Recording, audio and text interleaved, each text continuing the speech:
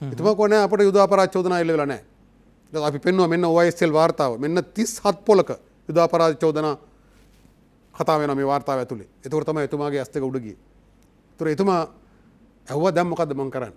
යස්මින් සූකාතේ තියෙන චෝදනා පත්‍රයට සීල්ලයක් ගහගන්න. ඒතර ඔබතුමා මේකට දායක වුණොත් මේකට ඉඩ දුන්නොත් ඒ පාපය ඔබතුමාගේ කර මත වැටෙන්නේ. ඒතර තමයි එතුමාට අවබෝධ වුණේ මේකේ තියෙන භයානකම. මේක අතුරුදහන් හොයන එකක් නෙවෙයි මේ චෝදනා වලට සීල් එක ගන්නයි මේක ගෙනල්ලා තියෙන්නේ. ඒතර අපෙන් කොහොම මොකද්ද ඔබලා යෝජනා කරන්නේ? එතකොට අපි කිව්වා මංගල සමරවීර ඇමතිවරයා යටතේ මේ ආයතනය ගැසට් කරන්න දෙන්න එපා. එහෙම කරොත් ඊටාම කෙටි කාලෙකින් ඔහු මේක අවසන් කරලා ජාත්‍යන්තරයට අවශ්‍ය දේ ඉටු කරලා දෙනවා. ඊට පස්සේ එතුමා කල්පනා කරලා කිව්වා හරි මම මේක මගේ අමාත්‍යාංශයට ගැසට් කරගන්නවා. ඊට පස්සේ ටිකක් වෙලා එතුමා කල්පනා කරලා hina වෙලා කිව්වා මේක කියන්න එපා එළිය ගිහිල්ලා. දැන් කිව්වට කමක් නැහැ. එළිය ගිහිල්ලා කියන්න එපා. මම මේ ආයතනයට සල්ලි දෙන්නේ නැහැ. මම මේක බකල් කරනවා. මම මේ අත්ත කියන්නේ එතුමාට එකට ගෞරවය හිමි වෙන්න ඕන. අත්ත වශයෙන්ම එතුමා එදා ඒක එහෙම බකල් කරේ නැත්තම් හරි එහෙනම් ඒ යහපාලන ආණ්ඩුව ඉවර වෙන්න කලින් අවුරුදු දෙක තුනක් ඇතුළත යස්මින් සූකගේ චෝදනා ලයිස්ට් වලට සීල් එක ගන්නවා. එහෙම ගැහුවා නම් අද වෙනකොට මේ රණවීරුව 57 දෙනා කිසි කෙනෙකුට පිටරටකට යන්න බෑ. යන්න බැරුව විතරක් නෙවෙයි නඩු දාලා පිටුවහල් කරපන් කියලා එනවා ඉල්ලීම. ඒතකොට හිතන්නේ අයගේ දරු පවුල් වලට හිත මිත්‍රාදීන්ට ඥාතීන්ට සමස්ත හමුදාවට ඇති වෙන මානසික පීඩනය. අද මේ චෝදනා එල්ල වෙච්ච රණවිරුවන් පවා හමුදා නායකයෝ අදත් රජෙත් ඉන්නවා හමුදාවෙත් ඉන්නවා. ඔවුන් පවා මේක තේරුම් ගන්නේ නැහැ. මේක බරපතලකම. ඔවුන් කොහොමද බේරුනේ කියලා. ඒක දන්නේ නැහැ. මම කිව්වේ මෛත්‍රීපාල සිරිසේන මහත්මයාට ඒකට ගෞරවයක් හිමි වෙන්න ඕනේ. එතුමා වෙන ප්‍රශ්න නෙමෙයි මම කියන්නේ මේ පස්සට අදාළව. එතකොට මෙන්න මේ භයානක ක්‍රියාවලිය එකක්. ඒක නැවතුනේ తాවකාලිකව. නමුන්ගේ හමුදා නිලධාරීන් මේ චෝදනාවලට වෙන රටවල් වලදී ලක් වේද කියන විශ්වාසයෝட ඔවුන් ගේනවා දේශප්‍රේමී පනතනේ. දේශප්‍රේමී පනත කියලා ගෙනල්ලා වෙන රටවල් වල චෝදනා කරන්න බැහැ කියලා පනතක් ඕන්ම ගෙනල්ලා සම්මත කරන්න. අපිට දැන් චෝදනාව කියන බ්‍රිතාන්‍ය මහා බ්‍රිතාන්‍ය මේ වෙනකොට ඔවුනුත් සූදානම් වෙනවා මේ කාර්යයම කරගන්න. එතකොට දැන් මේ වගේ පනතක් සම්මත කරනවා නම් ඒ කියන්නේ පැහැදිලිවම එතනදීම පැහැදිලි වෙනවා ඔවුන් මේ මානව හිමිකම් උල්ලංඝනය කරලා තියෙන නිසා තමයි මේ දේවල් ආරක්ෂා කරගන්න කටයුතු කරන්න කියලා. ඉතින් මේ විදිහට බලාගෙන ගියහම කියන්නේ මේ සියලුම මානව හිමිකම් ඔවුන්ට උල්ලංඝනය කිරීමේ අවස්ථාව තියෙනවා. ශ්‍රී ලංකාව වගේ පොඩි රටක නොකල වැරදි වලට වැරදි පටවන්නත් ඔවුන්ට අවස්ථාව තියෙනවා මේ තියෙන පද්ධතිය තුල. අයිබෝන් සුබ සන්ධ්‍යාවක් ප්‍රාර්ථනා කරන ඔබ සියලු දෙනාටම අපි තවත් අලුත් කාලයකට යමින් ඉන්නවා. නිනාද සජීවී සංවාදයේ සමග ඔබ අපි මේ විදිහට එක් වෙනවා.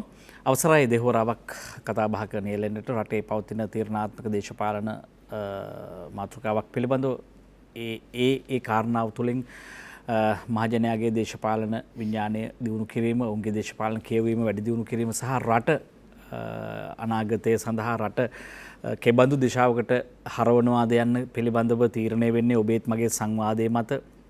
රට ගෙන යා යුතු මාවත තීන්දුව වෙන්නේත් ඔබේත් මගේත් සංවාදයේ මත. මේ මහජන සංවාදය දියුණු කරන්නට සාමාන්‍ය පොදු ජනයාගේ එදිනෙදා ජීවිතය තුළ සැබෑ දේශපාලනික උවමනාවන් ඉටු කරගත හැකි සංවාදයක් වැඩපිළිවෙලක් ඉදිරියට ගේන්නට අපි නිරන්තරව කටයුතු කරමින් ඉන්නවා. රට මැද ඉඳගෙන අපි බොහෝ ජාතික ප්‍රශ්න වලට මැදිහත් වෙමින් ඉන්නවා. ඒ ජාතික ප්‍රශ්න තුළ මේ රටේ අනාගත ජනතාවගේ විමුක්තිය සලසාලන්න, ඔවුන්ගේ යහපත සලසාලන්න අපි බොහොම ඉදිරිතරව නිර්භීතව රට මැද ඉඳන් කටයුතු කරනවා. ඔබත් අපට ධෛර්යයක් දෙනවා, ඔබ අපට ශක්තියක් වෙලා තියෙනවා. අපේ වැඩසටහන් නාරඹන ඔබගේ ප්‍රතිචාර අපට අතිශය ධෛර්යයක් කියලා විශ්වාස කරනවා. එනිසා ඔබට රූපවාහිනිය ඔස්සේත්, රංගින ශ්‍රී ලංකා රූපවාහිනිය ඔස්සේත්, ඒ වගේම මුහුණු පොත ඔස්සේත් අපිට සමීප වීමේ හැකියාව තියෙනවා. අද දවසේ අපි තීරණාත්මක මාතෘකාවකට යන්න සූදානම් වෙනවා. ඔබ දන්නවා ඇතැම් විට අපි ගේන මාතෘකාව ඔබට දුරයි වගේ පෙවුනට ඒව රටට ළඟයි. රටේ යන දේශපාලන තීරණ තීන්දුවට හරිම ළඟයි. ඒ නිසා අපි ටිකක් ඔබට මේ දවස්වල දුරින් තියෙන මාතෘකාවක් ටිකක් ඔබ ළඟට ගේන්න උත්සාහ කරනවා. ජිනීවා මානව හිමිකම් සමුළුව ශ්‍රී ලංකාවට මර උගුලක්ද කියන කාරණේ. දැන් මේ කතාව ඇතුලේ මේ සමස්ත දේශපාලන දේහය පිළිබඳව අපිට කිසියම් චිත්‍රයක්, පින්තූරයක් හදාගන්න පුළුවන්ද? මේවා තේරුම් ගැනීම අපි කාගෙත් අපිට කාටත් වටිනවද නැද්ද කියන කාරණත් ඔබට අද දවසේ වැටහෙවි. නිසා තීරණාත්මක සාකච්ඡාවක් අපේ රටේ අනාගතය පිළිබඳව ඉතාම තීරණාත්මක හැරවුමක් සිද්ධ වෙන්න තියෙන බලපෑමක් සහ බලපෑම් ක්‍රියාවලියක් සිද්ධ වෙන්න තියෙන මාතෘකාවක් අපි මේ සම්බන්ධව කතා බහට ආරාධනා කළේ. මේ පිළිබඳව දීර්ඝ වශයෙන් අධ්‍යයන කරපු කණ්ඩායමකට ඔබ දන්නවා දේශීය තෛශීය ජාතික ව්‍යාපාරයේ ප්‍රධාන ලේකම් වෛද්‍ය වසන්ත බණ්ඩාර මහත්මයා අදත් ඉන්නවා අප සමග අයවන් කළ පිළිගන්නවා. ඒත් එක්කම අපි ආරාධනා කරා මේ පිළිබඳව දීර්ඝ කාලයක් තිස්සේ ගැඹුරු අධ්‍යයනයක් කරමින් මේ පිළිබඳව විශ්ලේෂණය කරන කණ්ඩායමක් ඉන්නවා වෘත්තීයකගේ ජාතික පෙරමුණ. එහි ලේකම් තුමන්ට ආරාධනා කරේ ඉංජිනේරු කපිල පෙරේරා මහත්මයා. බොහොම ආදරෙන් පිළිගන්නවා අයවන් කියලා. මම කැමති වෛද්‍ය වසන්ත බණ්ඩාර මහත්මයා සංවාදයේ ඍජුවම ඔබට ආරම්භ කරන්න අවස්ථාව දෙන්න. දැන් ජිනීවා මානව හිමිකම් සමුළුව පිළිබඳව කතා බහක් තියෙනවා. කෙටි ප්‍රශ්නයකින් ප්‍රවිෂ්ඨ වෙන්නම්. ඇත්තටම මේක මේ මර උගුලක්ද කියන කාරණේ ඔබතුමන් දකිනවද? ඔබතුමන් දකින හැටි මොකක්ද විදිය මොකක්ද මේ ජිනීවා මානව හිමිකම් සමුළුව? ඔව් අතරම ඉතා කෙටි උත්තරයක් දුන්නොත් ඔව් කියලා තමයි කියන්න තියෙන්නේ. මේ මර උගුල අපි ඒ අවස්ථාවල පැනනගෙන තත්ත්වයන්ට අනුව විග්‍රහ කරගන්නවා මිසක් මේක මහා පින්තූරය කොමක්ද කියලා වටහා ගන්න රටක් ලෙස ජාතියක් ලෙස වගේම ආණ්ඩුවක් ලෙසත් උත්සාහයක් ගන්නවාද කියන ප්‍රශ්නය අපිට තියෙනවා. දැන් පාස්කු ප්‍රහාරය ආවම ඒක ගැන විවිධ විශ්ලේෂණ ආවා. ඊට පස්සේ ඒක එතනින් ඉවර වුණා. දැන් කොමිසමේ රිපෝට් එකක් ආවා. දැන් ඒක ගැන කතා කරනවා. ඒතර ජිනීවා සම්බන්ධයෙන්ුත් ඒ අවුරුද්දකට සමුළු 3ක් තියෙනවා. ඒ සමුළු වලදී ඒ සමුළුවේදී මතුවෙන මොනවාරි කාරණයක් පත්වල පළවන යම් මතුවෙන කරුණු අනුව සාකච්ඡාවක් සමාජයේ තියෙනවා.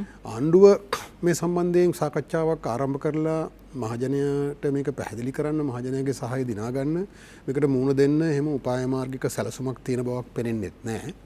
සමාජයේ මේ ගැන කතා බහකුත් නැහැ. මේ මහා පින්තූරේ මොකක්ද කියලා. මෙතනදී හරි පැහැදිලිවම ගමගේ මැතිතුමා අපි ලෝකයේ අත්දැකීම් බැලුවම මේ අධිරාජ්‍යවාදී රටවල් පරිදියේ රටවල් යටත් කරලා තියාගන්න ඔවුන්ගේ දාස රාජ්‍ය බවට පත් කරලා තියාගන්න ඒ ප්‍රශ්නේදී අපි ඊටාම අවශ්‍යදායක තැනක ඉන්නේ. මොකද ශ්‍රී ලංකාවේ භූගෝලීය පිහිටීම නිසා ඔවුන්ට මේ මර්මස්ථානය ඊටාම වැදගත් නිසා මේ ලෝකයේ වෙනත් කිසිදු රටකට නැති පීඩනයක් අපිට තියෙනවා. ඒ නිසා මේ අවුරුදු 30ක යුද්ධය ඒ යුද්ධයෙන් පසුව ආරම්භ වෙච්ච ඊනියා සාමක්‍රියාවලිය සහ මානව හිමිකම් සමුළු ආශ්‍රිත ක්‍රියාවලිය පාස්කු ප්‍රහාරය මේ හැම දෙයකම සම්බන්ධයක් තියෙනවා. ඉතින් අපි ඒක වටහා ගන්න නැතුව මේ කෑලි කෑලි කතා කිරීම සහ කෑලි කෑලි විසඳන්න ගන්න උත්සාහය ඇතුළේ තමයි දැන් මේ අවුල ඇති වෙලා තියෙන්නේ. දැන් අධිරාජ්‍යවාදී මාර කලින් කියපු ඒ ඔවුන්ගේ යටත් කිරීමේ මෙහෙයුමේදී දාස රාජ්‍යයක් බවට පත් කරගන්න උපාය මාර්ගය ඇතුළේ තියෙන ප්‍රධානම උපක්‍රමයක් තමයි සටන් බිමක් තමයි රාජ්‍යයන් දුර්වල කිරීම. රාජ්‍යයන් දුර්වල කිරීම සඳහා ප්‍රධාන වශයෙන් යොදා ගන්න උපාංග දෙකක් අපේ රටේ යොදාගත්තා. යොදා ගනිමින් තිබෙනවා. එකක් බෙදුම්වාදය. බෙදුම්වාදී යුද්ධය අපි අවුරුදු 30ක් තිස්සේ මේ රටේ සංවර්ධන ක්‍රියාවලිය පිටුපස්සට ගියා. ජාතීන් අතර ජාතිකත්ව අතරේ අසමගිය වර්ධනය වුණා, ගැටුම් වර්ධනය වුණා, රාජ්‍ය දුර්වල වුණා. ඒක දීර්ඝ කාලයක් තිස්සේ අපි ඒකට මුහුණ දෙමින් ඇවිල්ලා යුද්ධය ජයග්‍රහණයෙන් අවසන් කරනවා. ඔය එතනින් පස්සේ මොකද වෙන්නේ? ඒ ක්‍රියාවලිය අපි බැලුවොත් අපිට තේරෙනවා අධිරාජ්‍යවාදීන් කොහොමද මේක උන්ගේ උපාංගයක් ලෙස යොදාගන්නේ කියලා. අපි ඉතිහාසයේ කතා කරමු. මෙතුමට අවස්ථාවක් දීලා ඔබතුමා දකින හැටියට දැන් වෘත්තිකයන්ගේ ජාතික පෙරමුණ අපි ඒකේ ඒ ජාතික පෙරමුණ හැටියට ඇයි මේ කටයුත්තේදී මේ සම්බන්ධව අධ්‍යයනය කරලා කිසියම් ක්‍රියාකාරීත්වයකට පෙළඹෙන්නේ මේ වගේ ජාතික ප්‍රශ්න සම්බන්ධව? මම කැමතියි එතනින් ඔබතුමාට අවස්ථාව දෙන්න. ඇතරම වෘත්තිකයන්ගේ ජාතික පෙරමුණ ගත්තාම අපි වෘත්තීය සංවිධාන රාශියකින් සැදුම්ලත් සංවිධානයක් වෛද්‍යවරු, ඉංජිනේරුවෝ, තොරතුරු තාක්ෂණවේදීන්, ගෘහ නිර්මාණ ශිල්පීන්,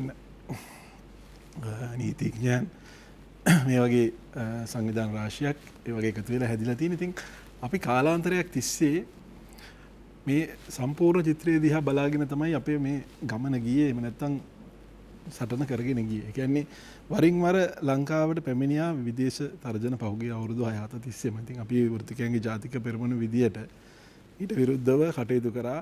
ඒ කියන්නේ සීපා එට්කා කියන ගිවිසුම්.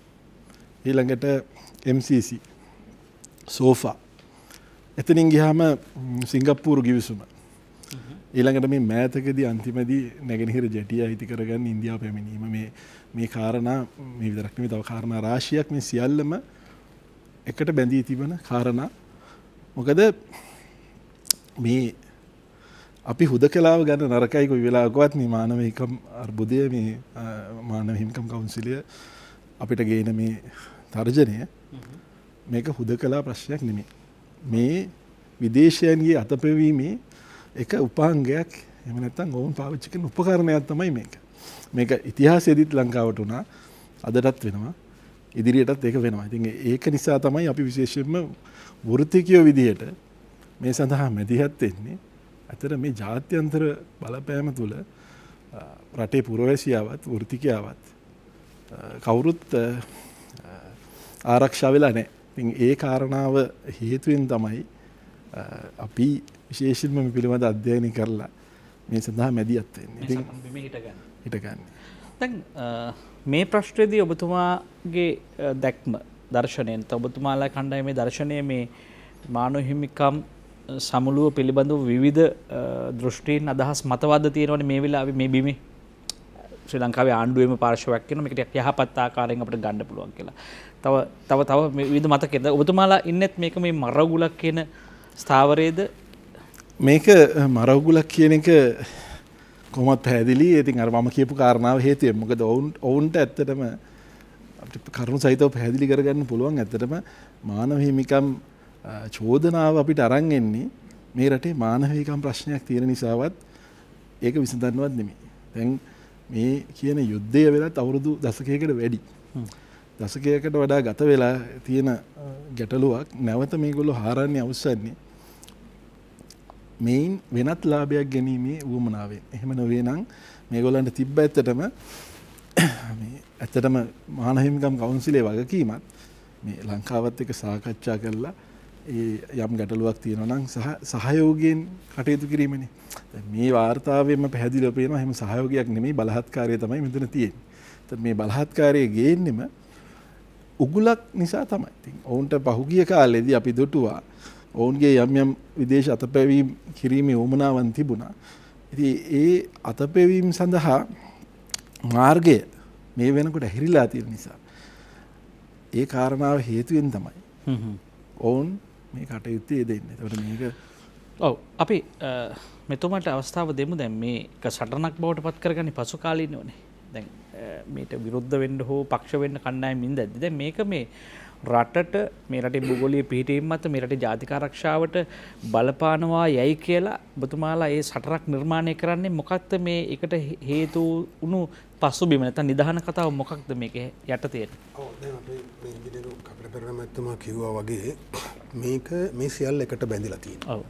මේ අපිට අත්සන් කරන්න බල කරන ගිවිසුම් මේ ජාත්‍යන්තර බහුපාර්ශ්වීය ආයතන එක්සත් ජාතිකයේ සංවිධානය හරහා කරන බලපෑම් මේ සියල්ල එක සිතියමක තියෙන මග සලකුණු. එතකොට අපි මේක ඉතිහාසයට ගිහිල්ලා පොඩ්ඩක් බැලුවොත් මේක අපිට වටහා ගන්න පහසුයි. දැන් හිතන්න යුද්ධය බෙදුම්වාදී යුද්ධය ඇවිළුවේ කවුද? අධිරාජ්‍යවාදී රටවල් සහ ඉන්දියාව පුහුණුව දීලා ආයුධ දීලා ව්‍යවස්ථා සංශෝධනයක් මගින් ශ්‍රී ලංකාව බෙදා වෙන් කරලා එතනින් පස්සේ සදාකාලික මරා ගැනීම සුඩානේ වගේ ඒක තමයි අපි සඳහා වුන් සකස් කරලා තිබුණු සූත්‍රය. අපේ නල්ලෙක් කොටලා තිබුණු ඉරණම්. එතකොට එදා යුද්ධයෙන් මේක අවසන් කරන්න ත්‍රස්තවාදය පරාජය කරන්න ගන්න ක්‍රියාමාර්ගය ඇතුලේ ඔබ අපි දුටුවා මොනතරම් බලපෑම් කරාද යුද්ධයේ අවසාන අවස්ථාවේදී යුද්ධය නවත්තන්න. ප්‍රභාකරන් බේරගන්න. මේ තත්ත්වයන් එසේම දිගට පවත්වාගෙන යන්න. හැබැයි නමුත් එදා හිටපු ආණ්ඩුවට පුළුවන් වුණා විශේෂයෙන්ම මහජනයා හිටපු තැන නිසා මහජනයා විශාල ආණ්ඩුවට සහායක් දුන්නා විශාල හමුදාව හිටියා මේක අවසන් කළ යුතුයි. මොන වන්දියක් ගෙවලා හරි මේක අවසන් කළ යුතුයි කියලා. ඒ නිසා ආය ආණ්ඩුවට ආපසු හැරෙන්න තත්ත්වයක් තිබුණේ නැහැ. මම කියන්නේ ආණ්ඩුව ආපසු හැරෙන්න හිටිය කියලා. නමුත් ඒ සියලු තත්ත්වයන් විසින් මේක අවසන් කරන තැනට ඇවිල්ලා තිබුණා. මේ විශාල ජාත්‍යන්තර බලපෑම් ප්‍රමාණයක් කරා නවත්තන්න. හැබැයි නවත්තන්න බැරි වුණා මොකද්ද කරේ? යුද්ධය අවසන් කළා දවස් 3යි. බංකි බුන් කඩාපයින්නකොට. කඩාපැනලා මොකද්ද කියන්නේ? බලා දෙමළ ජනතාවගේ මානවිකම් උල්ලංඝනය කරා. උඹලා යුද්ධ අපරාධ කළා. එතකොට දැන් හිතන්න ලෝකයේ හැම යුද්ධයකටම ජයග්‍රහණයකින් පස්සේ ජයග්‍රාහකයා තමයි පරාජිතයාගේ ඉරණම තීන්දුව කරන්නේ. ඒක තමයි සත්‍ය ඉතිහාසය. නියුරම්බර්ග් නඩු විභාගයේ දෙවන ලෝක යුද්ධයෙන් පස්සේ යුද්ධ අපරාධ කරපු අපරාධකරුවන්ට දඬුවම් කිරීම සඳහා පත් කරේ. එතකොට ලංකාවෙත් සිද්ධ වෙන්න තිබුණු යුද්ධය අවසන් වුණාම අර තුවක්කුව පාවිච්චි කරලා කරපු බෙදුම්වාදී ව්‍යවස්ථා සංශෝධනය ආපසු හරවන එක. කියන්නේ 13 වෙනි ව්‍යවස්ථා සංශෝධනය අවශ්‍ය කරන එක. ඊළඟට සුමන්ත්‍රණලා සම්බන්ධනලා වගේ ත්‍රස්තවාදයට උදව් කරපු අය, ඒ වගේම ත්‍රස්තවාදයේ මම කියන්නේ මේ තුවක්කු ගත්ත සොල්දාදුව ගැන නෙමෙයි, මේ නායකයන්ට විරුද්ධව නඩු අහන නියුරම්බර්ග් වගේ නඩු උසාවියක් පිහිටවන්න තිබුණා.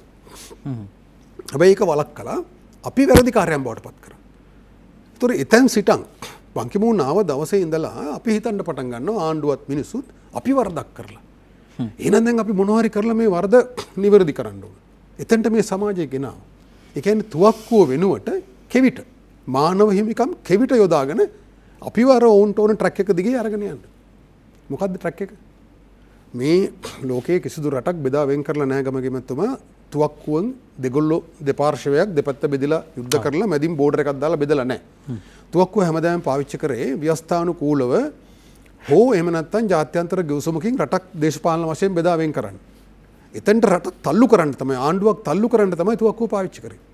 ඒතකොට දැන් තුවක්කුව වෙනුවට මානව හිමිකම් කෙවිත පාවිච්චි කරනවා. මොකටද? අපි ලව්වා 13 වෙනි ව්‍යවස්ථා සංශෝධනය සම්පූර්ණයෙන් බලාත්මක කරන්නයි.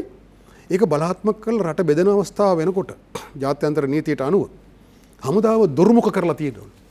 ඒතර මේ යුද අපරාධ චෝදනා ගෙනල්ලා මේ දඬුවම් කිරීමේ ක්‍රියාවලිය ආරම්භ කරන්නේ හමුදාව දුර්මුඛ කරන්න. ඒතර ප්‍රධාන වශයෙන් වුන්ට ඕන මේ 13 වෙනි ආණ්ඩුක ව්‍යවස්ථා සංශෝධනයේ කොහොම හරි බලපෑම් කරලා සම්පූර්ණයෙන් බලාත්මක කරන තැනට තල්ලු කරන්න ආණ්ඩුව හමුදාව සම්පූර්ණයෙන් දුර්මුඛ කරන්න මහජන අප්‍රසාදයට ලක් වෙන තත්ත්වයක් නිර්මාණය කරන්න ආණ්ඩුව හුදකලා කරන්න. ඒතර මෙන්න මේ අරමුණු තුන තමයි ප්‍රධාන වශයෙන්. තව අතුරු අරමුණු රාශියක් තියෙනවා.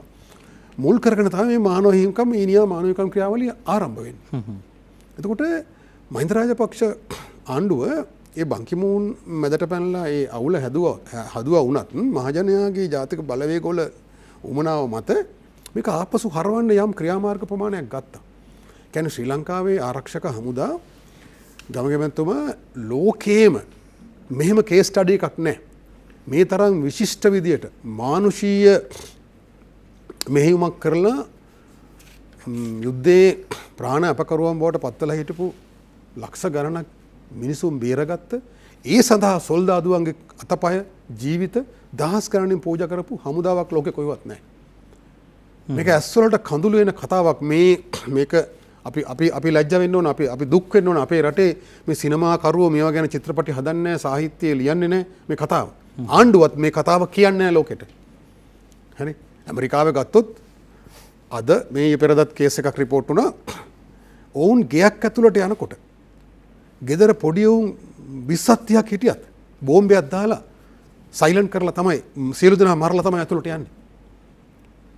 තමන්ගේ තනි සොල්දාදුව බේරගන්න. බෝම්බයක් ඇතුළට දානවා. මේ ළඟදී එහෙම ළමයි 16ක් ඉන්න ගෙයක් ඇතුළේ ළමයි 16 දෙනෙක් ඉන්නවා. උන් දන්නවා ළමයි ඇතුළේ ඉන්නේ කියලා. හැබැයි උන් එක කරතුවක්කුවත් යන් ඉඳලා වෙඩි තියයි කියලා තමන්ගේ සොල්දාදුව බේරගන්න බෝම්බයක් දාලා සියලු දෙනා මරලා තමයි ඇතුළට යන්නේ. හැබැයි අපි එහෙම නෙමෙයි. අපි එක මිනිස් ජීවිතේ බේරගන්න බිම්බෝම් වලින් කකුල් තියලා කකුල් අවසාන යුද්ධෙදී 5000ක් විතර අතපය ජීවිත දන් දුන්නා. අර ජීවිත සිවිල් වැසියන්ගේ ජීවිත බේරගන්න. මේ හමුදාවක් ලෝකේ කොහෙවත් නැහැ. ඒ කතාව අපි කියන්න තියෙන අපිටත් ඒකේ වටිනාකමක් නැහැ. එතකොට එහෙම හමුදාවකට තමයි මේ මහා සහගහන විදියට මේ යුද අපරාධ චෝදනා එල්ල කරන්නේ. එතකොට ඒ චෝදනා වලට පිළිතුරු බඳින්න අපිට ඇතිවෙන්න සාක්ෂි තියෙනවා. අපි මේ පිළිතුරු බඳින්න නැතුව අපි හැපෙන්නේ නැතුව අපි විවිධ දේවල් කරමින් යටත් වෙමින් විවිධ අර මේ පයබරායට පිටිකර බෙහෙත් බඳිනවා වගේ ඉසේ රදයට කොට්ටේ මාරු කරනවා වගේ විවිධ උත්තර වලට හොයමින් යනවා. මේ සැරෙත් කරන්නේ ඒක. හැබැයි එක්තරා දුරකට මහින්ද රාජපක්ෂ පාලන කාලේ 2014 වෙනකොට මේ උත්තර බඳින්න විශේෂඥ වාර්තා 6ක් කැඳවුවා. විශේෂඥවරු ලෝකයේ පිළිගත්ත ලෝකයේ විශිෂ්ටතම විශේෂඥයෝ කැඳවලා රජයේ මුදල් ගෙවලා උන්ට වාර්තා 6ක් නිකුත් කරා. ශ්‍රී ලංකාවේ හමුදාව යුද අපරාධ කළේ නැහැ කියලා කියන්නේ නීතිමය සහ කරුණුමය සාක්ෂි ඉදිරිපත් කළා. මේ අපි ගාව තියෙනවා ඒ වාර්තා. ඒ වාර්තාත් ඒ වාර්තාවලට අමතරව එක්සත් ජාතීන්ගේ සංවිධානයේ සංඛ්‍යාලේඛන ඔවුන් හෙඩ් කවුන්් කියලා එකන මරණ සම්බන්ධ ඔවුන් වාර්තාවක් ගත්ත 2009 ජනවාරි මාසයේ ඉඳලා යුද්ධය අවසන් වෙනකම්ම. ඒතර ඒකේ තියෙන වාර්තා තිබෙනවා, සාක්ෂි තිබෙනවා. එතකොට නේස්බි සාමිවරයා ඉදිරිපත් කරන වාර්තා තියෙනවා බ්‍රිතාන්‍යයේ ආරක්ෂක තානාපති කාර්යාලයේ ආරක්ෂක අංශයෙන් නිකුත් කරපු වාර්තා මත පදනම් වෙලා ගත්ත දත්ත තියෙනවා. ඒ කියන්නේ එක අපිට තියෙන චෝදනා 8ක් තියෙනවා. එකක් තමයි ඔය අවසන් සටනේදී 40000ක් මරණ කියන එක. ඒක එහෙම නෙවෙයි. 7000ක් වගේ ප්‍රමාණයක් ත්‍රස්තවාදී සැකකරුවන් සමග ඔක්කොම ගත්තම ඒක ඔප්පු කරන්න සාක්ෂි ඇති වෙන්න තියෙනවා. ඇති වෙන්න සාක්ෂි තියෙනවා. ඉතින් නමුත් අපි ඒවට විරුද්ධව ඒ අර චෝදනා නිෂ්ප්‍රභා කරන්න අපි ඒ චෝදනා සාක්ෂි ඉදිරිපත් කරන්නේ නැහැ. දැන් මේ කියන වාර්තා 6 2014 කැඳවුවේ මැක්සෙල් පරණගම කොමිසමේ දෙවෙනි බලාධිකාරිය යටතේ. ඒතර 2015 මෛත්‍රීපාල සිරිසේන මැතිතුමා ආවම අපි ඉල්ලීමක් කරා මේ වාර්තා එක්සත් ජාතීන්ගේ මානව හිමිකම් සමිතියට ඉදිරිපත් කරන්න. එතකොට ඒකට විරුද්ධ වුණා සුමන්දිරන්. පාර්ලිමේන්තු මන්ත්‍රී සුමන්දිරන් තමයි විරුද්ධ වුණේ. ඒ කියන්නේ රණවිරුවන්ගේ නිර්දෝෂීභාවය වෙනුවෙන් ඉදිරිපත් වෙන්න එපා. 2015 මහින්ද රාජපක්ෂ ආණ්ඩුව පරාජය වුණාන් පස්සේ මෛත්‍රීපාල සිරිසේන මැතිතුමා පත් වුණාන් පස්සේ එතුමා එකඟ වුණා. අපි ඉදිරිපත් කරාම මේක බාර දෙන්නම් කියලා එකඟ වුණා. හැබැයි අර විරෝධය නිසා ඔහු ඒක නැවතුවා. ඒතර අදත් මේ වෙන්නේ සුමන්දිරන්ට ඕන දේ. අදත් මේ වාර්තා ඉදිරිපත් නොකර අතගග කෙකරගග යනවා මේ ආණ්ඩුවත්. ඒතර 2015 මොකක්ද උනේ? 2015 අර OISL කියන වාර්තාව. අර ආස පොළොව නොහුලන චෝදනා සහිත වාර්තාව ස්තුතිපූර්වකව පිළිගත්තා. දවස් 15ක් ඇතුළත අපිට කිසිදු අවස්ථාවක් දෙන්නේ නැතුව ලෝකයේ ගමගේ මැත්තම ගෝත්‍රික සමාජයක වුණත් චෝදනාවක් එල්ල කරොත් චෝදනාවට පිළිතුරු බඳින්න අවස්ථාවක් දෙනවා. ඒතර අපේ රටට ඒ අවස්ථාව දුන්නේ අපේ ආරක්ෂක හමුදාවලට ඒ අවස්ථාව ලැබුණේ නැහැ. එතකොට 31 යෝජනාව කියන චෝදනා පත්‍රයට අනුකූල දඬුවම් පත්‍රය. මෙන්න උඹලා කරලා තියෙන උදාපරාධ ඒ නිසා උඹලා මේ දේවල් කරන්න ඕනේ මේක නිවැරදි කරන්න. ඒතර එදා ගිය මංගල සමරවීර මහත්තයා මොකද්ද කරේ? ස්තුතිපූර්වකව පිළිගත්තා මේ චෝදනා සියල්ල. පිළිඅරන් මේ යෝජනාවලට එකඟ වුණා. ඒ යෝජනාවලට එකඟ වෙන්න ඔහුට අමාත්‍ය මණ්ඩලයේ අනුමැතියක් නැහැ, පාර්ලිමේන්තු අනුමැතියක් නැහැ, ජනාධිපතිගේ අනුමැතියක් නැහැ. ඔහුට ඔහුගේ ගැසට් නිවේදනයත් එහෙම බලයක් දීලා නැහැ. හරි. ඒකට ඒක රාජ්‍යද්‍රෝහී වරදක් අතරම. ඔහු මේ සියල්ලට එකඟ වෙලා ඊට අනුව ඒ කියපු සේවල් ඒ අර ඔවුන්ගේ උමනාවට අනුව ආරක්ෂක හමුදා දුර්වල කරන්නත් ව්‍යවස්ථා සංශෝධනයේ ඉස්සරහට අරගෙන යන්නත් අවශ්‍ය පියවර රාශියක් ගත්ත අපි ඉස්සරහට කතා කරමු. 55ක් සම්මත කරා. හරි. ඊළඟට ව්‍යවස්ථා සංශෝධන ක්‍රියාවලිය ගෙනාව ඒක මහජන විරෝධය නිසා අකුල ගන්න සිද්ධ වුණා. ඒ විදිහට ඒ එක්සත් ජාතීන්ගේ සංවිධානයේ හරහා අධිරාජ්‍යවාදීන් ඉටු කරගන්න මේ කටයුතු කරන්නේ සියලු උපාය මාර්ගික උමනාවල් ඉටු කරමින් ඉස්සරහට ආවා. දැන් ඒ ආණ්ඩුව පෙරදුනා. දැන් අලුත් ආණ්ඩුව ඇවිල්ලා තියෙනවා. ඒතර මේ ආණ්ඩුව මේ වෙනකොට මම මූලික වශයෙන් කියන්නේ මේ වෙනකොට අරන් තියෙන යම් පියවර ප්‍රමාණය සාධනීයයි. 2020 ඒ කියන්නේ 43 වෙනි සමුළුවේදී ජනාධිපතිතුමාගේ තීරණය අනුව මේ 31 යෝජනාවලියෙන් අයින් වෙන්න තීරණය කරා. ඒක හරි. පළවෙනි දේ. 31 යෝජනාව පදනම් වෙච්ච OISL කියන වාර්තාවත් අමූලික බොරු නම් ඒක අපි පිළිගන්නේ නැත්නම් ඒ යෝජනාවට එකඟ වුණ ආකාරය වැරදි නම් අපි ඒකෙන් ඉවත් වෙන්න ඕන. ඒක හරි. පළවෙනි වටේදී ඉවත් වෙන්න ඕන. ඒතර ඉවත් වුණායින් පස්සේ තර්කානුකූලව මොකද්ද ඊළඟට තියෙන්නේ? ඉවත් වුණායින් පස්සේ තර්කානුකූලව තියෙන්නේ අර කියපු චෝදනාවලට පිළිතුරු බඳින එක. හරි. හැබැයි පිළිතුරු බඳින එක වළක්වලා. ඒක අපි ආණ්ඩුවක් රජයක් ලෙස ඉල්ලන්නේ නැති වරද වෙනම තියෙනවා. ඔවුන් දන්නවා මේකට පිළිතුරු බැන්දොත් ඔවුන් ඔක්ගේ රෙදි ගැලවෙනවා. මේ යුදාපරාධ චෝදනා කතාව තවදුරටත් ඉදිරියට අරන් යන්න බැරි වෙනවා. ඒ නිසා ඒක නවත්තලා කෙසේ හෝ දැන් නව යෝජනාවක් 31 වෙනුවට 31 තියෙන කරුණු මේ අපි ගාව තියෙන යෝජනාවලිය බ්‍රිතාන්‍යයේ ප්‍රමුඛ රටවල් 6ක් එකතු වෙලා මේ යෝජනාවලිය ශ්‍රී ලංකාවට එරෙහිව ගේනවා.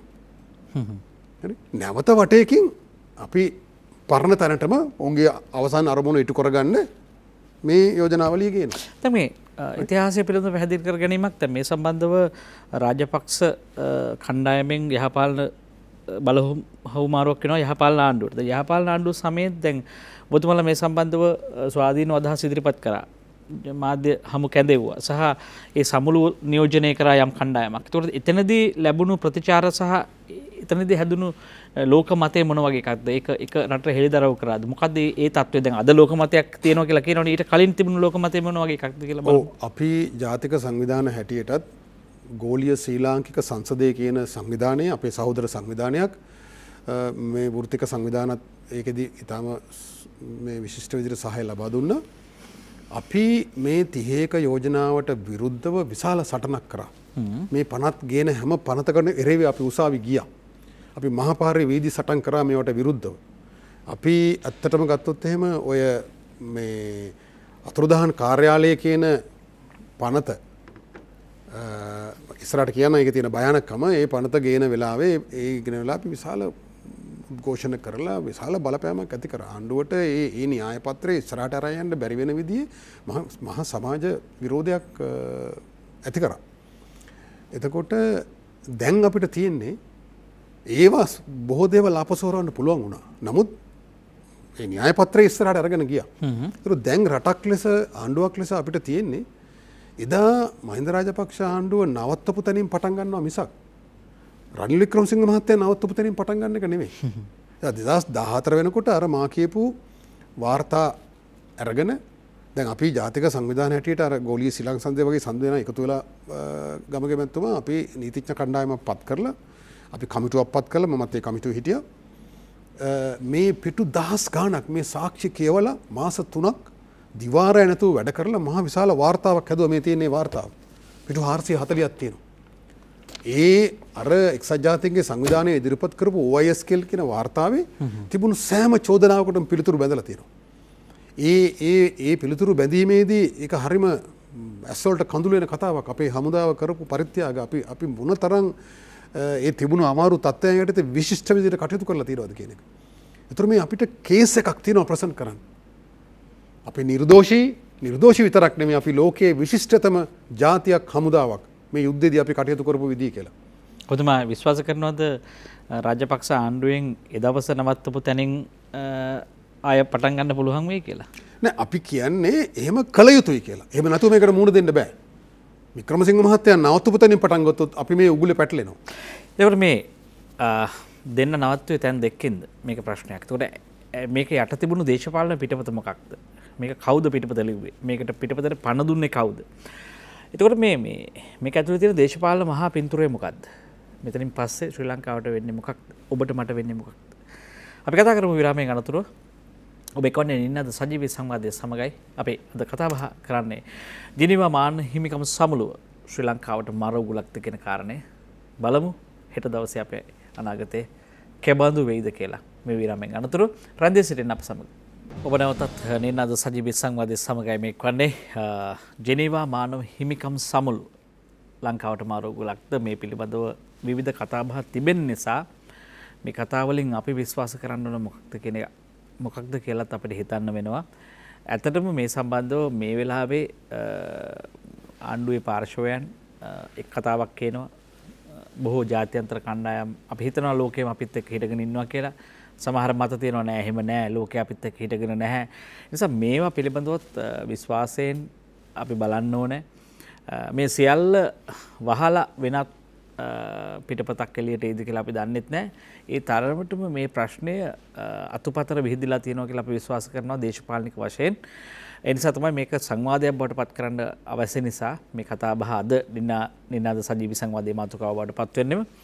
අපි මේ පිළිබඳව ගැඹුරු අධ්‍යයනයක් කරපු කණ්ඩායමක් තමයි මේ වෘත්තකින්ගේ ජාතික පෙරමුණේ අපි කපිල පෙරේරා මහත්මයා දැන් මේ ප්‍රශ්නේ දැන් ඔබතුමා දකින ශේෂ්ත්‍රඵලයේ ඔබතුමා කොමිකටයක් මහා පින්තූරයක් තියෙනවා මේ කාර්යය ඇතුළේ. මොකක්ද මේ මහා පින්තූරේ? කොහොමද ඒක ඇඳිලා තියෙන්නේ? කොහොමද රේඛා වැටලා තියෙන්නේ? ඒ දේශපාලන පිටපතේ. ඇත්තටම මේ අපිට විදේශී අතපෙවීම් සහ ඒ සම්පූර්ණ පින්තූරය 2015ට කලින් සම්පූර්ණයෙන් දැක ගන්න පුළුවන්කමක් තිබුණේ නැහැ. මොකද එක්තරා අතකින් ලංකාවේ යුද්ධය අවසන් කළා ඒ පැවති රජයම කටයුතු කරගෙන ගියා. ඉතින් ඒ යුද්ධය අවසන් කිරීමෙන් පසුව වෛද්‍ය වසන්ත පණ්ඩාර මහත්මයා පැහැදිලි කරා වගේ විදේශීය බලපෑම් තිබුණා. හැබැයි ඒ බලපෑම් වලට යටවුණු බවක් අපිට පෙනුනේ නැහැ. සහ ඒ නිසාම ජනතාව විදිහට ජනතාව දැක්කෙත් නැහැ මේ විදේශීය බලපෑම් කොයිතරම් භයානකද සහ ශක්තිමත්ද කියන එක.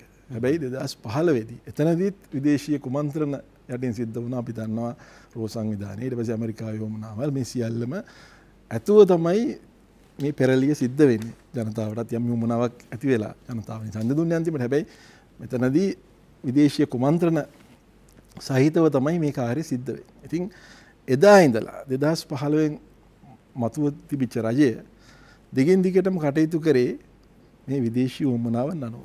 ඒක තමයි මේගොල්ලෝ සීපා ගිවිසුම ගේන්න, නැත්නම් ගෙට්කා ගිවිසුම ගේන්න කටයුතු කරනවා. මේක ඉන්දියාවේ වමනාව විතරක් නෙමෙයි.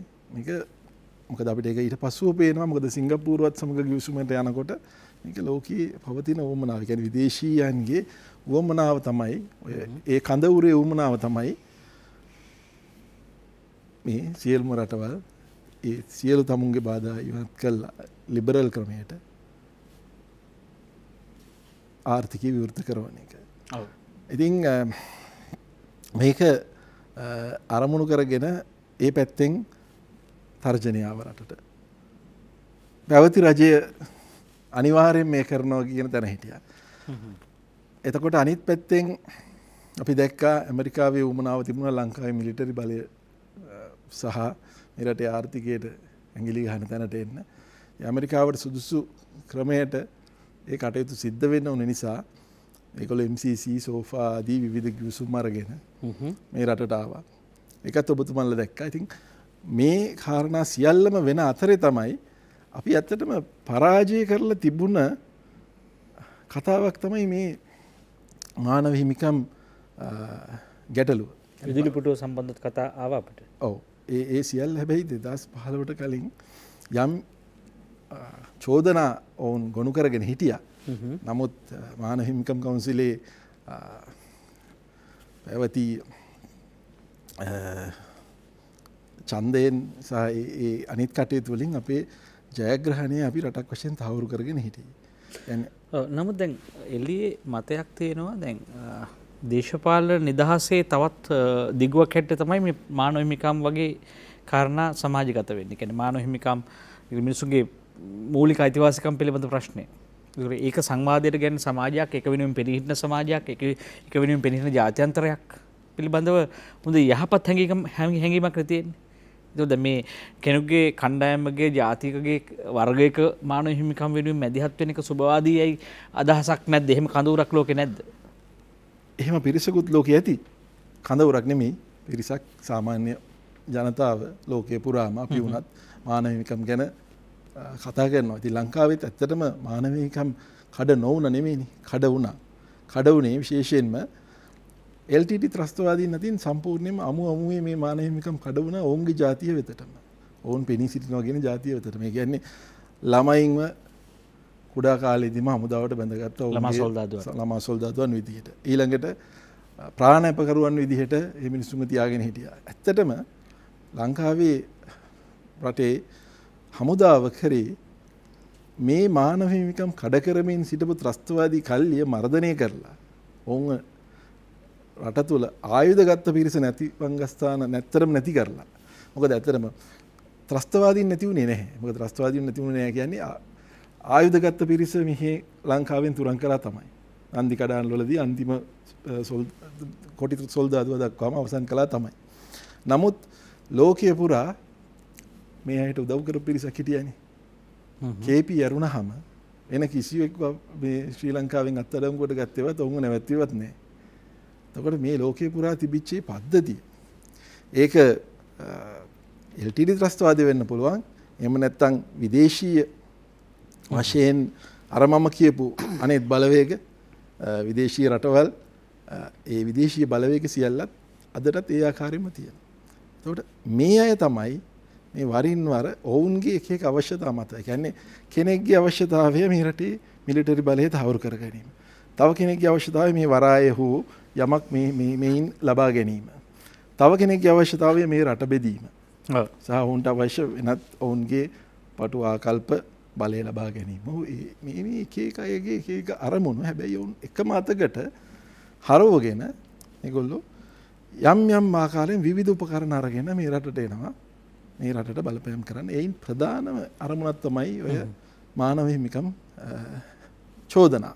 ඒ කියන්නේ ඔබතුමා මේක සමාන කරන්න හදන්නේ වෙනත් අන්තර්ජාතික ගිවිසුමක් වෙනත් ජාත්‍යන්තර මැදිහත් වීමක් වගේම එකක් තමයි මේ මානව හිමිකම් මෑන් රටක් ඇතුළට ඇතුල් වෙලා තමන්ගේ ආධිපත්‍ය පතුරවා ගන්න හදනවා කියන කාරණේ. එක පැත්තකින් ඒක වෙනවා. අනිත් පැත්තෙන් මේ චෝදනාව ගේන අතරතුරදිම මේගොල්ලන්ට අවස්ථාව සැලසෙනවා. දැන් උදාහරණයකට ඉන්දියාවත් එක්ක හිත හොඳකම තියාගෙන හිටියේ නැත්තම් මේ මානව හිමිකම් සඳහා ගැටලුවේදී ඔවුන් ඡන්දය දෙනවද නැද්ද තීරණය කරන්නේ ලංකාවේ මානව හිමිකම් කඩුණාද නැද්ද කියන එක උඩ නෙමෙයි. ඔවුන්ට කොයිතරම් පිදේනියක් දෙනවද නැද්ද කියන එක උඩ.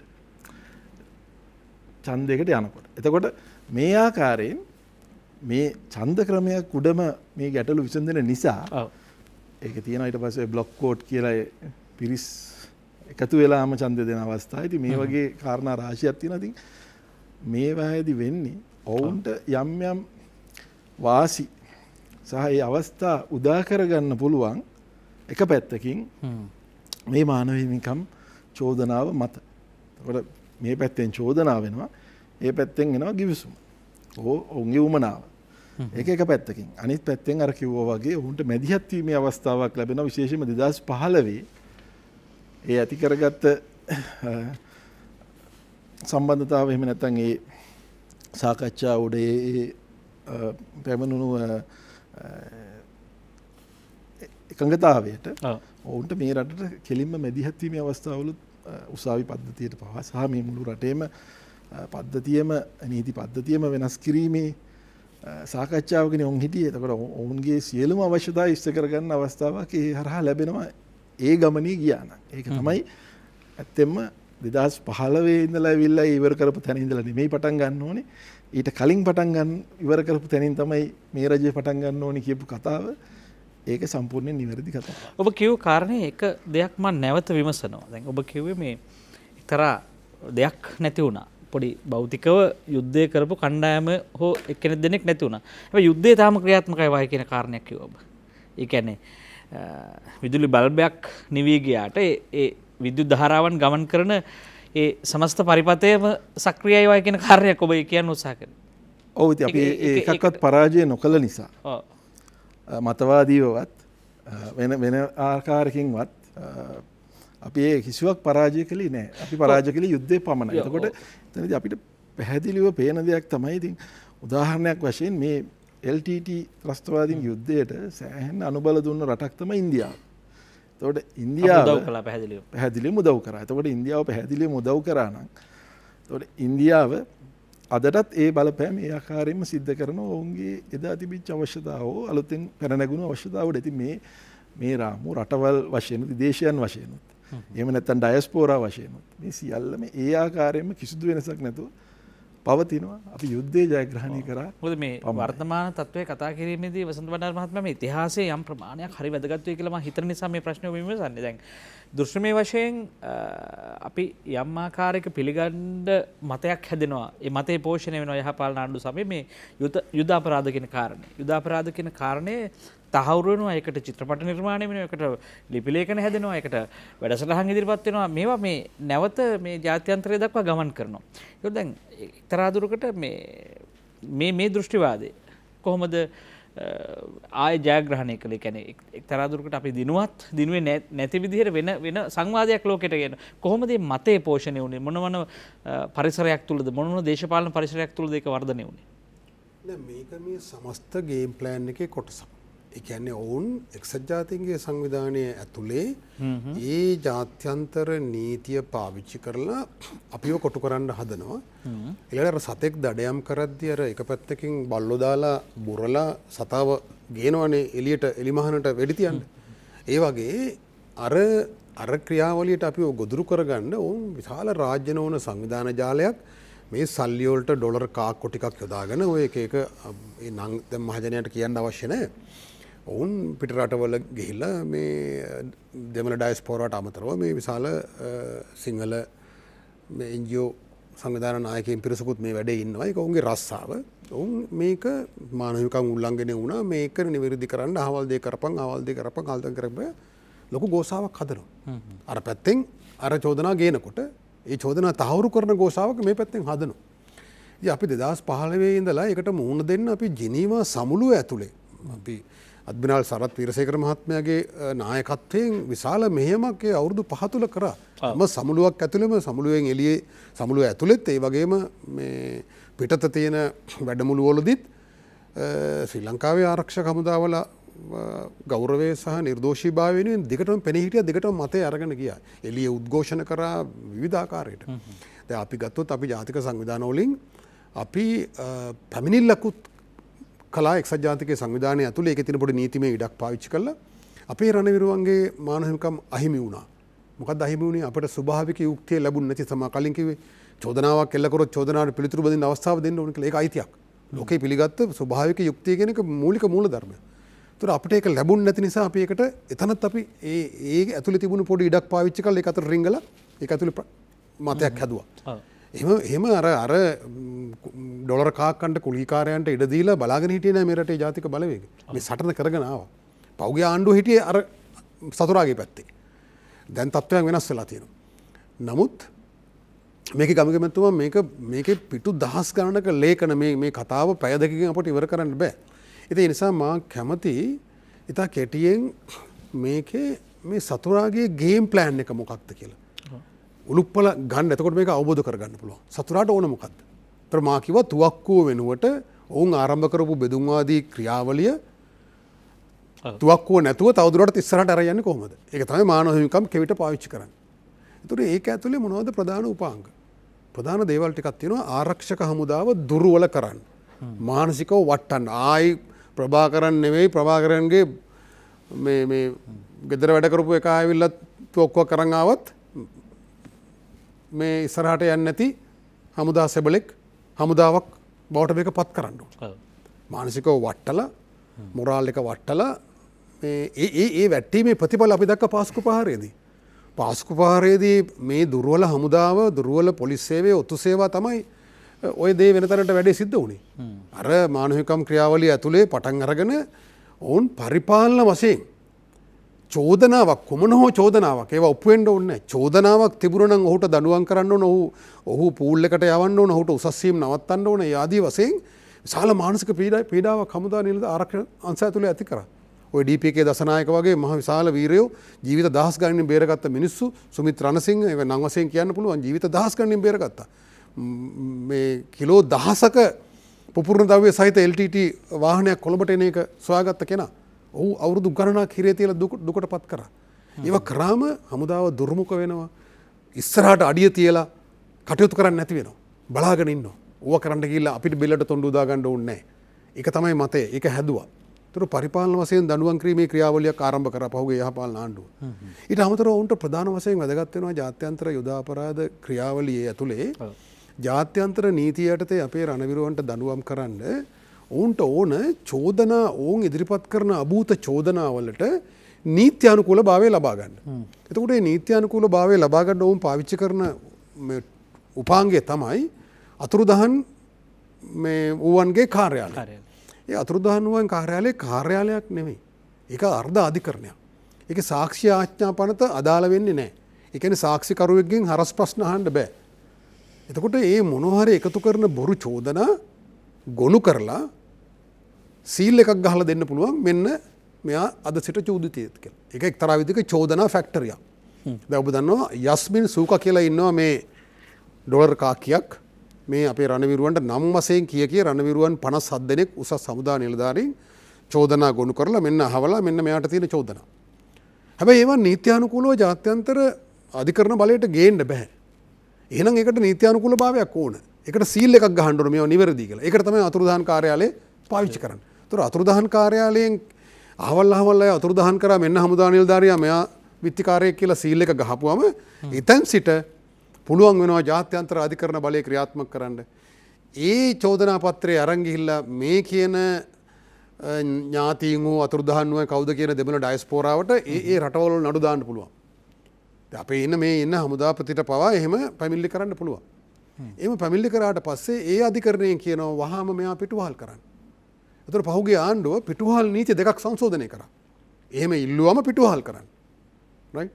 එතකොට අතුරුදහන් කාර්යාලයෙන් චෝදනා පත්‍රයට සීල් එක ගහලා දෙනවා යස්මින් සුක අතේ තියෙන චෝදනා පත්‍රයට.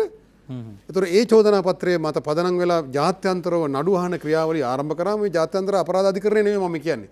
තනිතරි රටේ තියෙන අපරාධ නීති යටතේ. එතකොට පිටුවහල් කරපන් කියලා ඉල්ලුවම ලංකාවේ පිටුවහල් නීති දෙකක් සංශෝධනය කරා පහුගිය යාපාලන ආණ්ඩුව මේ රණවිරුවන් පිටුවහල් කරන්න. එතකොට මොකක්ද ඇති වෙන තත්ත්වය හිතලා බලන්න. මේ 57 දෙනා කියන්නේ රට දන්න හමුදා නායකයෝ. ඔවුන්ට ඊට පස්සේ පිටරටකට යන්න බෑ. ඔවුන්ගේ දරුවෙකුට යන්න බෑ. එහෙම තහනමක් තිබුණා දැන් ඒ තහනම ඉවත් කරලා නෑ ඒ තහනම ඒ කඩු දුඩ තාම හිස මත ඉලලා තියෙන්නේ. ඒක දිගටම පවත්වාගෙන යනවා. මේකට අපි පිළිතුරු බැඳලා මේවා නිෂ්ප්‍රභා කරේ නැති තාක්කල් මේ චෝදනා ටික ඒක දැන් ඔවුන්ට අර සීල් එක ගහගන්න බැරි වුණා. එතන මේ ප්‍රශ්නේ තියෙන්නේ. කියන්නේ අතුරුදහන් කාර්යාලයේ ඒකත් ඇත්තටම එක්තරා රහසක්. නමුත් ඒක කියන්න පුළුවන් මම ඊට පෙර කියලා තියෙනවා මාධ්‍යයක. මේ අතුරුදහන් කාර්යාලයේ පනත ගියනකොට මේකේ භයානකම අපි දැක්කා. මේ අතුරුදහන් වෙච්ච තරුණයෝ හොයන්න නෙවෙයි මේක කරේ. මේ හමුදා මේ LTT සබළු හොයන්න නෙවෙයි මේක කළේ. එහෙම හොයන්න ගමගේ මැතිතුමා මහා පොලිස් හමුදාවක් ඕන මේක කරන්න. මැක්ස්වෙල් පරණගම කොමිසම යටතේ මහින්ද රාජපක්ෂ සමයේ පත් කරලා තිබුණු අතුරුදහන් කොමිසමට විශාල පොලිස් බලයනියක් හිටියා. හරි. මේ පොඩි ඔෆිස් එකට මේ අතුරුදහන් වෙච්ච අය හොයන්න බෑ. ඒක නෙමෙයි අරමුණ. අරමුණ අර මා කියන යස්මින් සූක අතේ තියෙන චෝදනා පත්‍රයට සීල් එක ගන්න එක. එතකොට මේ පනතට විරුද්ධව අපි විශාල අර්ගලයක් කරා. නමුත් ඒක පරද්දන්න බැරි වුණා. ජනතා විමුක්ති පෙරමුණ පවා ඒකට පක්ෂ වුණා. එදා මහා පාවාදීමක් කළා. ඊට පස්සේ මොකද්ද අපි කරේ? මේ ජාතික සංවිධාන අපි මහාචාර්ය පූජ්‍ය මැදගොඩ අබේචිස්ස හාමුදුරුවොත් එක්ක අපි ගිහිල්ලා ජනාධිපතිතුමා හම්බුණා. ගෝලීය ශ්‍රී ලාංකික සංසදය වගේ මේ වෘත්තික සංවිධාන අපි ගිහිල්ලා හම්බෙලා ජනාධිපතිතුමාට කිව්වා ඔබතුමා මේ පාපයට කරගහන්න එපා. ඔබතුමාට සාප වෙනවා මේ දේ කළොත්. මෙන්න මේකේ අරමුණ. ඔබතුමා මේ සීල් එක ගහලා දුන්නොත් මේ රණවිරු සියලු දෙනාට දඬුවම් චෝදනා එල්ල වෙනවා, පිටරට යන්න බැරි වෙනවා, පිටුවහල් කරපන් කියලා ඉල්ලීම් වෙනවා. එතකොට ඒ අයගේ දරු පවුල් මානසිකව වැටෙනවා, මුළු හමුදාවම මානසිකව වැටෙනවා. ඔබතුමාට මේ පාපයෙන් ගැලවෙන්න හම්බෙන්නේ නැහැ. අතරම එතුමා ඒක කරා නම් මේ පාස්කු ප්‍රහාරයේ ප්‍රශ්නේ වගේ නෙවෙයි. ඊට වඩා බරපතලයි. ඊට පස්සේ තමයි එතුමා අතරම එතුමාට උපදෙස් දීලා තිබුණේ වැරදි විදියට. එතුමා කොහොනේ අපට යුද අපරාධ චෝදනා එල්ල වෙලා නැහැ. දැන් අපි පෙන්නුවා මෙන්න OISL වාර්තාව. මෙන්න 37 පොලක යුද අපරාධ චෝදනා කතා වෙනවා මේ වාර්තාව ඇතුලේ. ඒතකොට තමයි එතුමාගේ ඇස් දෙක උඩ ගියේ. ඒතර එතුමා ඇහුවා දැන් මොකද්ද මම කරන්නේ? මේ කියන්නේ මෛත්‍රීපාල සිරිසේන ජනාධිපතිතුමා කාලේ. මම මේ රට දන්නේ නැති කතාව මේ අද එළිදරව් කරන්නේ. ඊට පස්සේ අපි කිව්වා මේ කාර්යාලය හදලා තියෙන මෙන්න මේ වැඩේට යස්මින් සූක අතේ තියෙන චෝදනා පත්‍රයට සීල්යක් ගහගන්න. ඒතර ඔබතුමා මේකට දායක වුණොත් මේකට ඉඩ දුන්නොත් ඒ පාපය ඔබතුමාගේ කර මත වැටෙන්නේ. ඒතර තමයි එතුමාට අවබෝධ වුණේ මේකේ තියෙන භයානකම. මේක අතුරුදහන් හොයන එකක් නෙවෙයි මේ චෝදනා වලට සීල් එක ගන්නයි මේක ගෙනල්ලා තියෙන්නේ. ඒතර අපේ කොහොම මොකද්ද ඔබලා යෝජනා කරන්නේ? එතකොට අපි කිව්වා මංගල සමරවීර ඇමතිවරයා යටතේ මේ ආයතනය ගැසට් කරන්න දෙන්න එපා. එහෙම කරොත් ඊටාම කෙටි කාලෙකින් ඔහු මේක අවසන් කරලා ජාත්‍යන්තරයට අවශ්‍ය දේ ඉටු කරලා දෙනවා. ඊට පස්සේ එතුමා කල්පනා කරලා කිව්වා හරි මම මේක මගේ අමාත්‍යාංශයට ගැසට් කරගන්නවා. ඊට පස්සේ ටිකක් කළා එතුමා කල්පනා කරලා hina වෙලා කිව්වා මේක කියන්න එපා එළිය ගිහිල්ලා. දැන් කිව්වට කමක් නැහැ. එළිය ගිහිල්ලා කියන්න එපා. මම මේ ආයතනයට සල්ලි දෙන්නේ නැහැ. මම මේක බකල් කරනවා. මම වංකෝ මේ අත්ත කියන්නේ එතුමාට එකට ගෞරවය හිමි වෙන්න ඕන. අත්ත වශයෙන්ම එතුමා එදා ඒක එහෙම බකල් කරේ නැත්තම් හරි එහෙනම් ඒ යහපාලන ආණ්ඩුව ඉවර වෙන්න කලින් අවුරුදු 2-3ක් ඇතුළත යස්මින් සූකගේ චෝදනා ලයිස්ට් වලට සීල් එක ගන්නවා.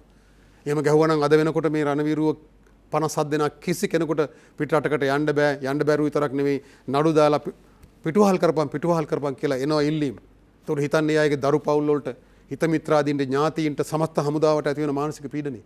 අද මේ චෝදනා එල්ල වෙච්ච රණවිරුවන් පවා හමුදා නායකයෝ අදත් රජෙත් ඉන්නවා හමුදාවෙත් ඉන්නවා. ඔවුන් පවා මේක තේරුම් ගන්නේ නැහැ. මේක බරපතලකම. ඔවුන් කොහොමද බේරුනේ කියලා. ඒක දන්නේ නැහැ. මම ඒක කිව්වේ මෛත්‍රීපාල සිරිසේන මහත්මයාට ඒකට ගෞරවයක් හිමි වෙන්න ඕනේ. එතුමා වෙන ප්‍රශ්න නෙමෙයි මම කියන්නේ මේ පස්සට අදාළව. එතකොට මෙන්න මේ භයානක ක්‍රියාවලිය එකක්. ඒක නැවතුනේ తాවකාලිකව. හරි. එතකොට පරිපාලන වශයෙන් දඬුවම් කිරීමේ ක්‍රියාවලිය ඉස්සරහට ගියා. ඔව්. මම කිව්වා DPK දසනායක සුමිත් රණසිංහ වගේ මහා විශිෂ්ට රණවිරුවෝ බල් තියලා වඳින්න ඕන මිනිස්සු අවුරුදු ගණන් රිමාන්ඩ් කරලා දඬුවම් කරා. ඒවා මහජනයට දැනෙන්නේ නැතුණාට හමුදාවේ ඇතුළට දැනෙනවා. අපි මොකටද ආයේ අපේ ජීවිත පරිත්‍යාග කරලා මේවා කරන්නේ? අපිට හිරේ යන්න වෙනවා නම් මිනිසුන්ට අපි ගැන ආදරයක් නැත්නම් අපිට මේ අපි මොකටද මේවා කරන්නේ?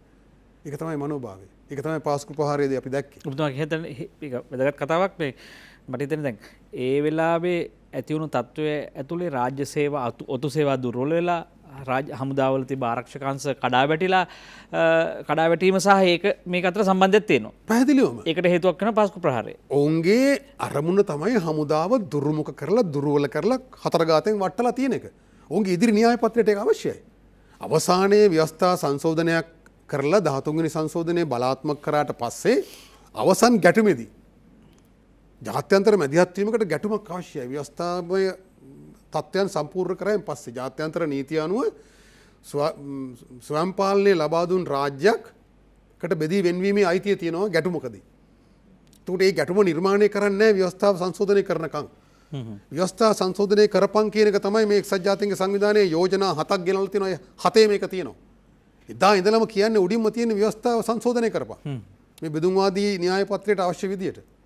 ඒ අතුරු කාරණා දිගටම මේ යෝජනා 7ේම මේවර ඉදිරිපත් වෙන යෝජනාවෙත් මේ 46 එක කියන යෝජනාවෙත් 16ක් තියෙනවා. ඒකේ අපි ඉටු කළ යුතු වගන්ති කියලා ඒකෙත් තියෙන ওই කතාවම තමයි. අපි වේගෙන් දැන් තත්වයට පැමිණිය යුතු නිසා වසන්ත බණ්ඩාර මහත්මයා මම කැමති අපේ ඉංජිනේරු කපිල පෙරේරා මහත්මයා ළඟට මොහොතකට යන්නට දැන් මෙතුමා කියන හැටියට අපි බොහොම මානවවාදී විදිහට නැත්නම් මානුෂීය විදිහට මේ මානුෂීය මෙහෙයුමක් ඇතුලේ මේ යුද්ධය ජයගත්තා නම් කියන්නේ අපි ආදරය අන්‍යයන්ට දක්වන ගරුත්වය අපි බොහෝ අපි ගිනි බෝම්බ වරුසා මැද්දෙන් ගිහලා තව අයගේ ජීවිත බේරා ගත්තා නම් එවැනි ජාතියක් විභාග කරන්නට ඔවුන්ගේ චෝදනා කරා දෙන්න ඔවුන්ගේ හොඳ නරක බලන්නට ඉදිරිපත් වෙන පාර්ශවය දැන් මේ ඔවුන් කියලා හඳුන්වන්නේ කාටද මේ එක්සත් ජාතීන්ගේ මානව හිමිකම් රකින්න රටවල් වල ඒ රටවල නායකයින්ගේ මේ සංවිධානයේ තියෙන ස්වභාවය ඇත්තකට ඔවුන්ගේ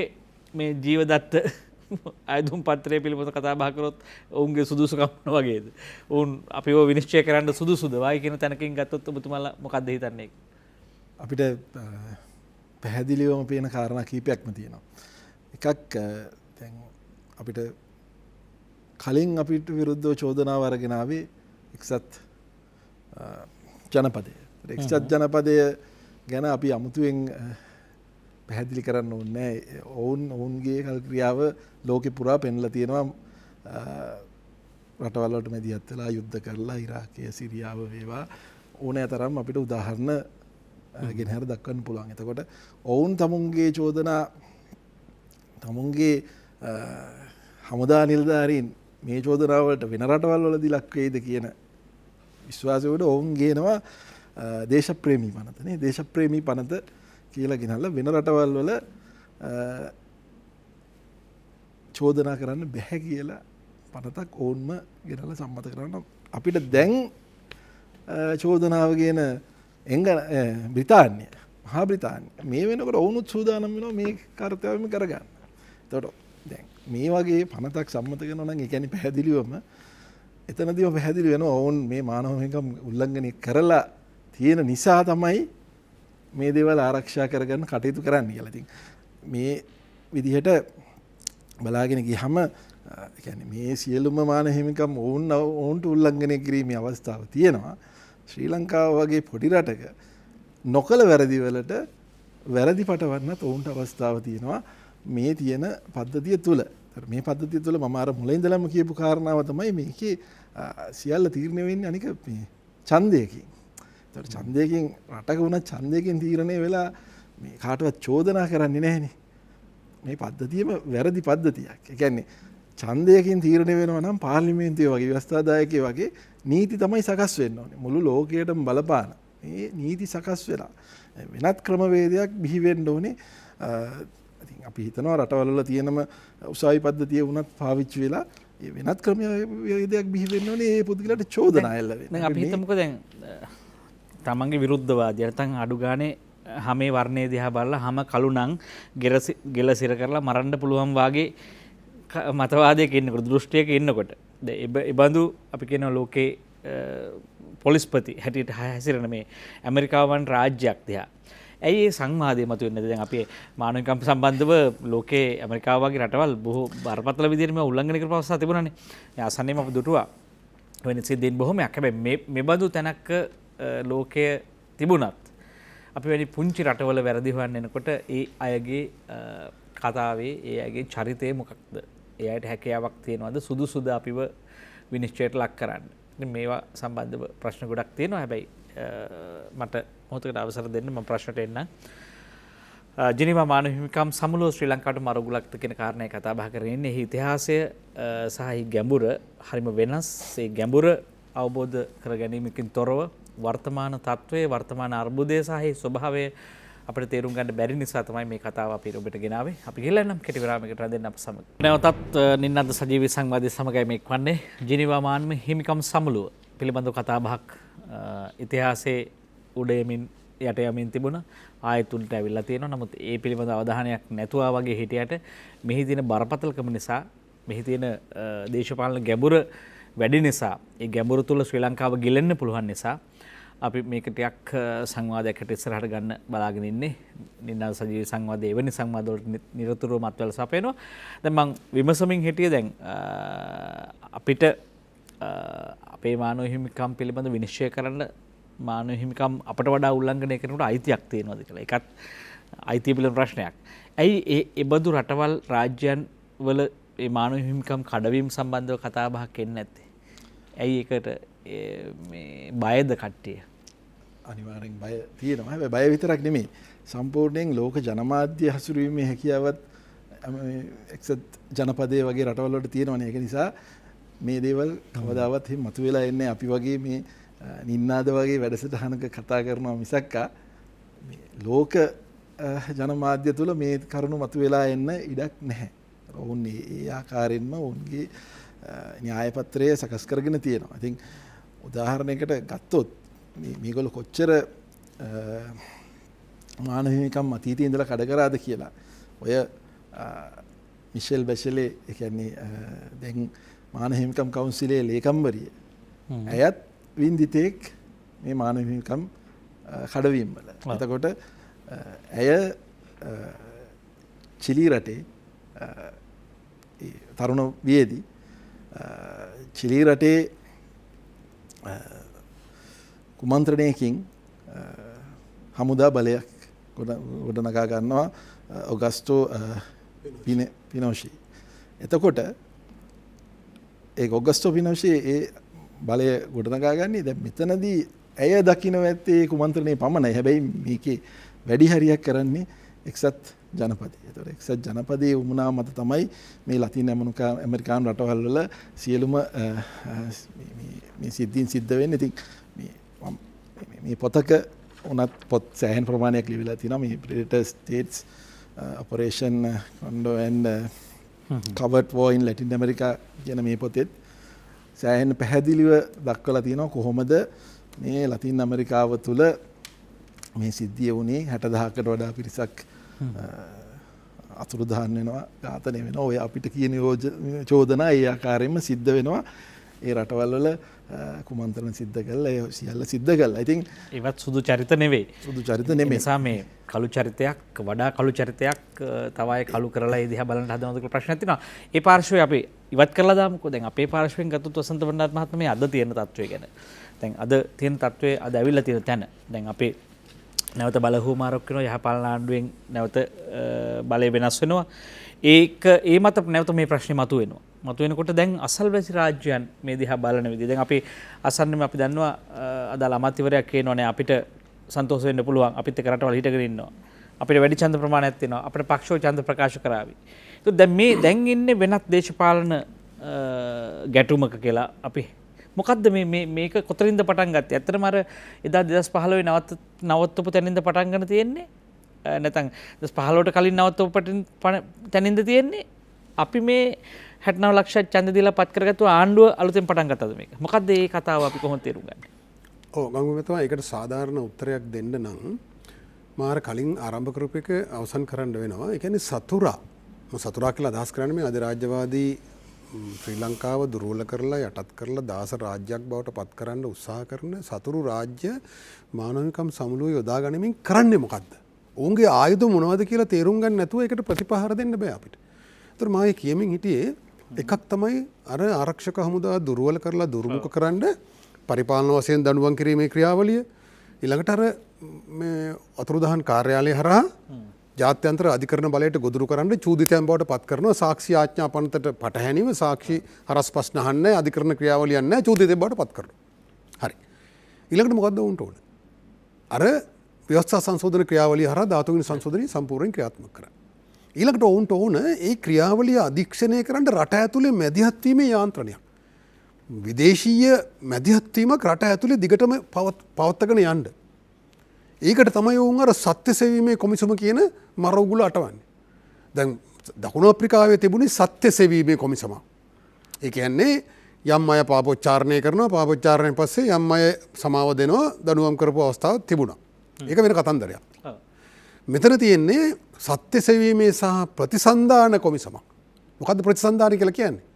අර කියන ව්‍යවස්ථා සංශෝධන ක්‍රියාවලිය, රණවිරුවන්ට දඬුවම් කිරීමේ ක්‍රියාවලිය, මේ කියන අතුරුදහන් කාර්යාලය හරහා චෝදනා ගොනු කිරීමේ ක්‍රියාවලිය මේවා අධීක්ෂණය කරන එක.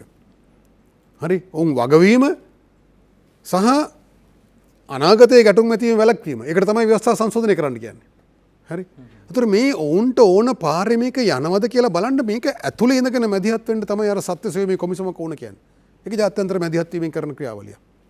ඔය කියන යුද අපරාධ අධිකරණයේ ගමකැමැත්තුමා ඒ අයට ඕන වෙන්නේ ඇත්තටම දඬුවම් කරන්න නෙවෙයි. ජාත්‍යන්තර යුද අපරාධ අධිකරණයකින් දඬුවම් කිරීම ලේසි ක්‍රියාවලියක් නෙවෙයි. කාම්බෝජ උදාහරණයක් හැටියට අවුරුදු 14ක් නඩු හැව්වා. පිටු 10 ගානක සාක්ෂි. හැබැයි දඬුවම් කළේ කීදෙනාට? 3 දෙනාටයි. එක්කෙනෙක් මැරෙනවා නඩුව යන අතරතුර. එතකොට ඔවුන් දන්නවා මේක හරි අමාරු ක්‍රියාවලියක්. ඔවුන් මේක ගේන්නේ බියවැද්දීමේ උපාංගයක් ලෙස. විදුලි පිටුවක් නැහැ. ජාත්‍යන්තර අපරාධ අධිකරණය යටතේ මේ ජීවිතාන්තය දක්වා සිර දඬුවම් මිසක් මරණය දඬුවම් දෙන්නේ නැහැ. එතකොට මේ විවිධාකාරයේ බලපෑම් ක්‍රියාවලියක් තමයි මේ යන්නේ ආණ්ඩුව අර අතන්ට තල්ලු කරන්නේ. අපි අපරාධ අධිකරණයට අරන් යනවා මේ ටික කරේ නැත්තම්. අපරාධ අධිකරණයට යන්න නෙමෙයි ඔවුන්ට ඕන. ඔවුන්ට ඕනේ මෙන්න මේක හරහා අපරාධ අධිකරණය කියන්නේ විධිමත් අධිකරණය. ඒක ඇතුලේ මේව ඔප්පු කරන්න හම්බෙන්නේ නැහැ. මෙන්න මේ විදිහට හොර අධිකරණයක් අතුරුදහන් කාර්යාලය කියන අර්ධ හොර අධිකරණය හරහා චෝදනා ගොනු කරගන්නයි ඔවුන්ට ඕන. එතෙන්ට තල්ලු කරන්න මේක නොකරොත් අරක කරනවා කියලා බය කරනවා අපිව. හරි. ඒතර අපි කෙලින් ඉන්න ඕන සතුරාගේ ආයුධය මොකද්ද කියලා දන්නවනම් ඒකට හරියන ආයුධය අපි තෝරන්න ඕන. ඒක හරියට විග්‍රහ කරගන්න නැතුව මේ සටනට ප්‍රති උපාය මාර්ග තෝරන්න බෑ. එතකොට අර කියන ව්‍යවස්ථා සංශෝධනයට තල්ලු කරන්න අර ඇතුළේ ඉඳන් මැදිහත් වෙන්න සත්‍ය සෙවීමේ කොමිසම ඕන. මෙන්න මේ චෝදනා ෆැක්ටරි ඕන අතුරුදහන් කාර්යාලය මේ දෙක තමයි ඔවුන්ට තීරණාත්මකව වැදගත්. ඒ තර්ජනය තාම තියෙනවද මේ? ඒ තර්ජනය තාම තියෙනවා. මේ සැරේ 46 එක කියලා ඔය බ්‍රිතාන්‍ය ගේන යෝජනාවෙත් අර 31 යෝජනාවේ ඉඳලා ආපු මේ ක්‍රියාවලිය මේ ආරම්භ කරපු ක්‍රියාවලිය ඉස්සරහට අරගෙන ඵලයන් කියලා තමයි මේ කියන්නේ. අපි මේකට එකඟ වෙනවා කියන්නේ මේ ක්‍රියාවලිය අපි රනිල් වික්‍රමසිංහ ආණ්ඩුව නවත්වපු තැනින් පටන් ගන්නවා කියලා තමයි අපි කියන්නේ. හැබැයි දැන් ආණ්ඩුව කියලා තියෙනවා විදේශ අමාත්‍යවරයා විශේෂයෙන්ම කියලා තියෙනවා මේකට එකඟ වෙන්නේ නැහැ කියලා. හරි. හැබැයි විදේශ ලේකම් කියනවා අපි උත්සාහ කරනවා යටත් නොවී ඉන්න. හැබැයි බැරි වුණොත් යටත් වෙන කියලා තමයි ඔහු කියන්නේ. හරි. එතකොට ඒ පරස්පරයත් මේක ඇතුළේ තියෙනවා. ඒක අපි වෙනම කතා කරමු. එතකොට දැන් අපි මේ 31 යෝජනාවෙන් ඉවත් වෙලා අර මා කියපු ආය අර පරණ ඔවුන්ගේ උපාය උපක්‍රම ඇතුළත් කරපු අලුත් ලේබලයක් තියෙන 46 එක කියන යෝජනාවට එකඟ වෙනවා නම් එහෙනම් 31කින් අයින් වෙච්ච එක පිස්සු වැඩක්. තේරුමක් නැති වැඩක්. හරි. ඔව් දැන් මට අතුරු ප්‍රශ්නයක් අහන්න ඉඩ දෙන්න. මෙතෙක් මෙවැනි සමුළු වලට මේ ආණ්ඩුව නියෝජනය කරමින් රජය නියෝජනය කරමින් ගිය අය අපි හිතන්නේ නැහැ මේ විධිමත්ව මේක ගැඹුරින් අධ්‍යයනය කරලා යනවා කියලා. ඒකෝට දැන් ඒ ගැඹුරින් අධ්‍යයනය කිරීම සඳහා ආණ්ඩුවට නැත්නම් ඒ ආණ්ඩුවේ කණ්ඩායමට අදාළ මැති ඇමතුරුන්ට මේ සම්බන්ධව සංවාදයක් අවශ්‍යයි. ඒක එහෙම එකක් හැදිලා තියෙනවා. දැන් මේකේ තියෙන අනතුරු දැකලා තියෙනවා, තර්ජන දැකලා තියෙනවා. එහෙම පුළුල් වෙච්ච සංවාදයක් තියෙනවද? මේකට මුහුණ දෙන්න පුළුවන් හැකියාවක් තියෙනවද මේ ආණ්ඩුවට? නෑ එහෙම සංවාදයක් නැහැ කියලා තමයි අපිට කනගාටුවක්වත් කියන්න වෙන ගමකමතුමා. මේකේ ආණ්ඩුව තමයි උපාය මාර්ගය තෝරන්න ඕනේ. ඒක දේශපාලන කාරණයක්. තානාපතිවරුන්ට තාක්ෂණික නිලධාරීන්ට තමයි මේක අර ගෘහ නිර්මාණ ශිල්පයා සහ මේසන් බාසුන් නැහැ වගේ. ඔහු තමයි සැලසුම හදන්න ඕන. දේශපාලඥයා. දේශපාලන සැලසුම හැදුවම මේ කියන තානාපතිවරු විශේෂඥයෝ ඊට අනුව බිත්ති බඳින්න ඕන. ඊට අනුව තමන්ගේ ඩියුටිය කරන්න ඕන. හැබැයි ඔවුන්ට ඒ ඩියුටිය කරන්න බෑ ආණ්ඩුවෙන් උපාය මාර්ගය තෝරන්න නැත්තම්. ආණ්ඩුවට උපාය මාර්ගය තෝරන්න බෑ සතුරාගේ උපාය මාර්ගය ගැඹුරින් තෝරුම් ගන්න නැත්තම්. ඒක පටල ගන්නවා නම්. හරි සතුරාගේ ආයුධ තෝරුම් මොනවද කියලා තේරුම් ගන්න නැත්තම් අඳුර ගන්න බැයි නම් ඒකට ප්‍රතිපහාර දෙන්න බෑ. ඒතර මෙන්න මේ අඩුපාඩු තියෙනවා. ආණ්ඩුව අද වෙනකුත් මහජනය කතා කරන්නේ නැහැ. මහජනයට පැහැදිලි කරන්න ඕන මෙන්න අනතුර. අපි මේකේ මේ රට ගලව ගන්නවා. ඔබලා අපිට සහාය දෙන්න. මෙන්න අපි කරන්න යන දේ. එහෙම සංවාදයක් නැහැ. ජනතාවට තිබුණ ප්‍රශ්නයක්. මේකට වැඩි ඡන්ද හම්බෙන්නේ කාටද? පක්ෂවද විපක්ෂවද? අපි කොතනද ඉන්නේ? අපි මේකෙන් දින්නද පෙරදුනද කියලා ඉන්නේ. දැන් ජනතාවට මේ රජයේ මගින් නිකුත් කරන මේ නිවේදනය හරහා එනවා කිසියම් සංඥාවක් නැහැ. අපි දැන් දිනුවා කියලා. හැබැයි දැන් මේ ජාත්‍යන්තරයේ මේ රටවල් කීපයක් අපිත් එක්ක ඉඳගත්තා කියලා අපිට අතිස්සුවා කියලා මේ ප්‍රශ්නෙන් අපිට ගොඩ යන්න පුළුවන්ද? බෑ. ගොඩ යන්න බෑ. මේ ව්‍යාජ ආරක්ෂණවාදී මේ ක්‍රියාවලියක් මේ යන්නේ. ඒ කියන්නේ අපිට දැන් එන අපිට ඡන්ද 21ක් තියෙනවා 28ක් ගන්න පුළුවන් තව එක්කෙනෙක් කියනවා 11යි තියෙන්නේ ඔය ආදි වශයෙන් මේක ඡන්දෙට අපි මේකට දැන් ඔවුන් කියන්නේ අපි එකඟ වෙලා මේක ඉදිරිපත් කරමු. හරි කෝ ස්පොන්සර් කරන්න කියන සම අනුග්‍රහයක දක්වන්න. හරි. එතකොට ඒක ඇතුලේ තව උගුලක් තියෙනවා මොකද්ද? මේ යෝජනාවලිය 46 එක ඉදිරිපත් කරලා කියනවා හරි ඕගොල්ලෝ මේකට කැමති නැත්තම් මේක ප්‍රශ්නයක් නම් ඕගොල්ලෝ යෝජනාවක් ගේන්න. හරි. ඒකට කියනවා ප්‍රතියෝජනාව. එහෙම නැත්තම් එකගතාවයෙන් ගෙන එන consensual resolution කියලා. මේ දෙකම එකයි. වචන මොන හරබ කරත් ඒ කියන්නේ මේ එන යෝජනාවට විරුද්ධව කියලා තමයි කියන්නේ. හැබැයි විරුද්ධව නෙමෙයි තියෙන්නේ.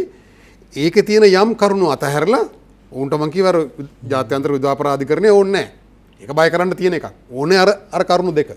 ඒතර මූලික ටික දාලා අපිම ගේනවා යෝජනාව. අපි ලව්ව ගෙන්න ඕන. එතකොට තොණ්ඩුව අපිම බෙල්ලට දා ගන්නවා.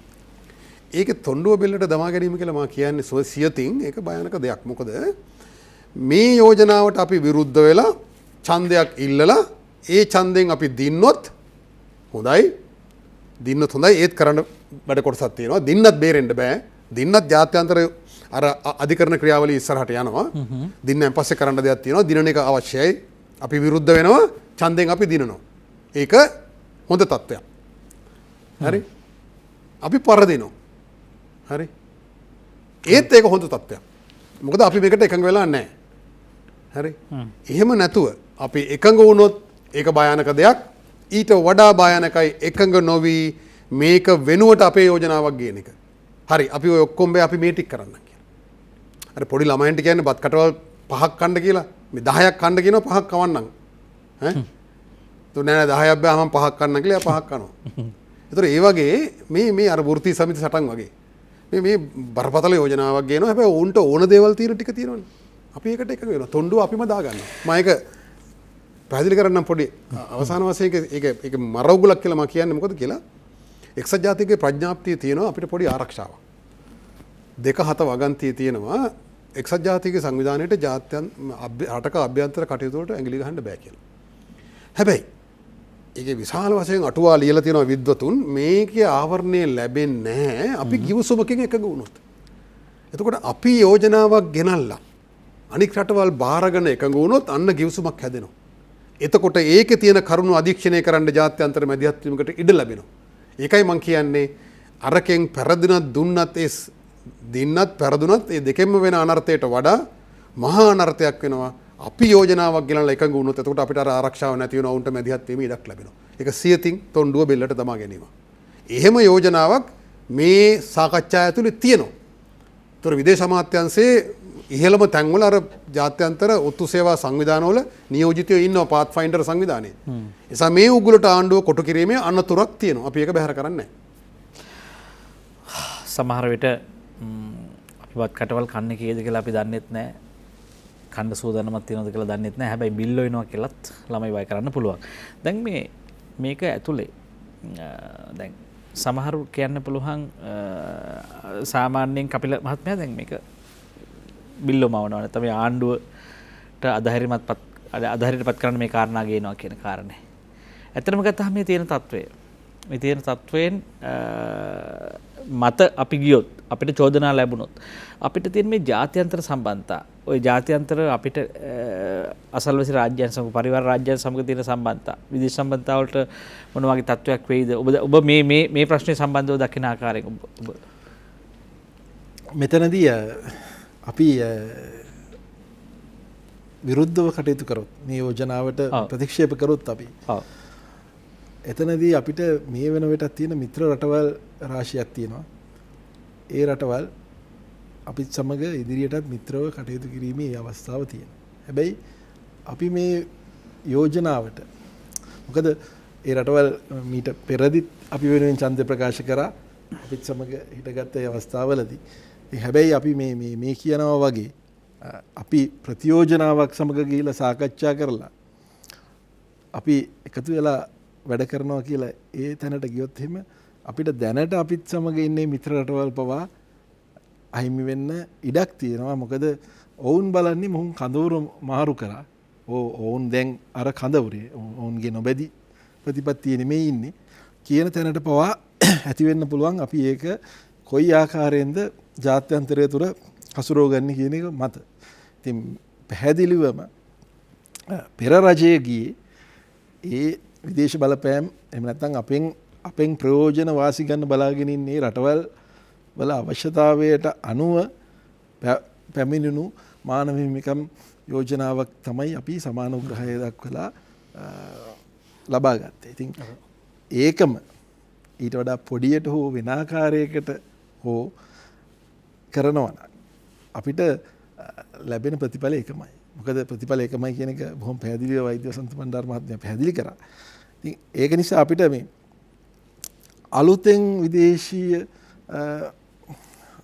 සම්බන්ධතා නැති වෙනවා කියලා දෙයක් මේකෙන් වෙන්නේ නැහැ. මෙහෙම කළා කියලා අපිට හැදෙනවා කියලා දෙයක් වෙන්නේ නැහැ. මොකද ඉන්දියාව යුද්ධයට වගේ යුදමය වාතාවරණය තුළ ඉන්දියාව උදව් කරා නම් දැන් මේ සමහර ප්‍රශ්න වල ඉන්දියාව නිහඬ නම් දැන් අපිට සමහර රාජ්‍යයන් ඒ මේට සාපේක්ෂව එම රාජ්‍යයන් වලද දේශපාලන තත්ත්වයන් වෙනස් වෙනවා. ආර්ථික දේශපාලන තත්ත්වයන් ඒවනේ බලපාන. අපේ රටට සාපේක්ෂව පරිවාර රාජ්‍යයන් වලත් දේශපාලන බල හුවමාරු සිද්ධ වෙනවා. ආර්ථිකව වෙනස් වීම සිද්ධ වෙනවා. ඒ වෙනස්කම් මතනේ ශ්‍රී ලංකාවේ දේශපාලනය තීරණාත්මක වෙන්නේ. ඒව බලපාන්නේ නැද්ද මේ වෙනකොට? දැන් අනාගතයේදී මේ භූ දේශපාලනික ප්‍රශ්නේ, දැන් වරාය ප්‍රශ්නේ, දැන් මේවා චීනයත් එක්ක දක්වන හොඳ හිත සහ ඇමරිකාවත් එක්ක අපි දක්වන හොඳ හිත. දැන් මේ පාස්කු ප්‍රහාරය සම්බන්ධවේදීත් ඇමරිකාව යම් මැදිහත් වීමක් වුණා. මේ දිගින් දිගටම දක්වන පරිවාර රාජ්‍යයන් වල අන්තර් ගැටුම අපිට අවාසියක් නැද්ද? මෙතනදී ගන්න තීරණයත් එක්ක ඒක සම්බන්ධයක් නැහැ. මොකද මේක ඒ පිරිසකගේ උපකරණයක් කියලා අපි මුලදීම විග්‍රහ කරානේ. ඒතකොට මේක උපකරණයක්. ඒතකොට ඔවුන් මේ දක්වන සම්බන්ධතා සහ ඔවුන් මේ කරගෙන යන මේ ඉතුරු කර්තව්‍යයන් වලට මේකේ අදාළත්වයක් නැහැ. වෙන්න පුළුවන් එකම දේ තමයි දැන් මේ වාර්තාවේ සඳහන් කරලා තියෙනවා. යුනිලැටරලි කියන්නේ ඒක පාර්ශ්විකව ඒ රටවල් මගින් ඒ පුද්ගලයන්ට හෝ ඒක හරියටම කියලා නැහැ. හැබැයි මේ සම්බාධක පනවීම හෝ යම් බාධාවන් කිරීම සහ ඒ රටවල් වලදී නඩු පැවරීම ඒ වගේ අදහස් කීපයක් මේකේ දක්වලා තියෙනවා. එතකොට හැබැයි එක්සත් ජාතීන්ගේ ප්‍රතිපත්ති ප්‍රඥප්තිය අනුව මේක ඒ ආකාරයේ දෙයක් කරන්න බෑ. ඒක වැරදි. එතකොට ඒකෙන් කියන්නේ නැහැ මේගොල්ලන්ට ඒක කරන්න බෑ කියන එක. හැබැයි ඒ තැනට ගියත් එතනට යන්න උත්සාහ කළත් ඒක කරන්නේත් යම් ආකාරයකින් විනාකාරයකින් හෝ අපිට මේ තර්ජනය ඔය විදිහටම ගේන්න මේගොල්ලන්ට උවමනාව තියෙනවානේ. මොවුන් යන ගමනේ වෙනසක් නෙමෙයි වෙන්නේ. ඒ වගේම තමයි ඒක තමයි අපි කියන්න ඕනේ මේක ප්‍රතික්ෂේප කළාට මදි මේක ආපහු ගන්න කිව්වට මදි අපි මේ චෝදනාවලට පිළිතුරු බඳිය යුතුම තමයි. දැන් ඔබතුමා කියන හැටියට දැන් මේ ගන්න හරි ප්‍රතික්ෂේප කරන්න හරි ඒ අදාළ කණ්ඩායම දුර්වල නම් ඒක අධ්‍යයනය කරලා නැත්නම් ඒක ගැන සංවාදයක් නැත්නම් ඒක මුණ දීමේ හැකියාවක් නැහැනේ මේ වෙනකොට. මේක අපි හරියට තේරුම් ගන්න ඕනේ අපි හොයාගන්න ඕනේ මේගොල්ලෝ අධ්‍යයනය කරලා නැද්ද? එහෙම නැත්නම් මේගොල්ලෝ මේ කරන්නේ කොන්තරාත් එකක්ද කියන එකත් අපි දන්නේ නැහැ.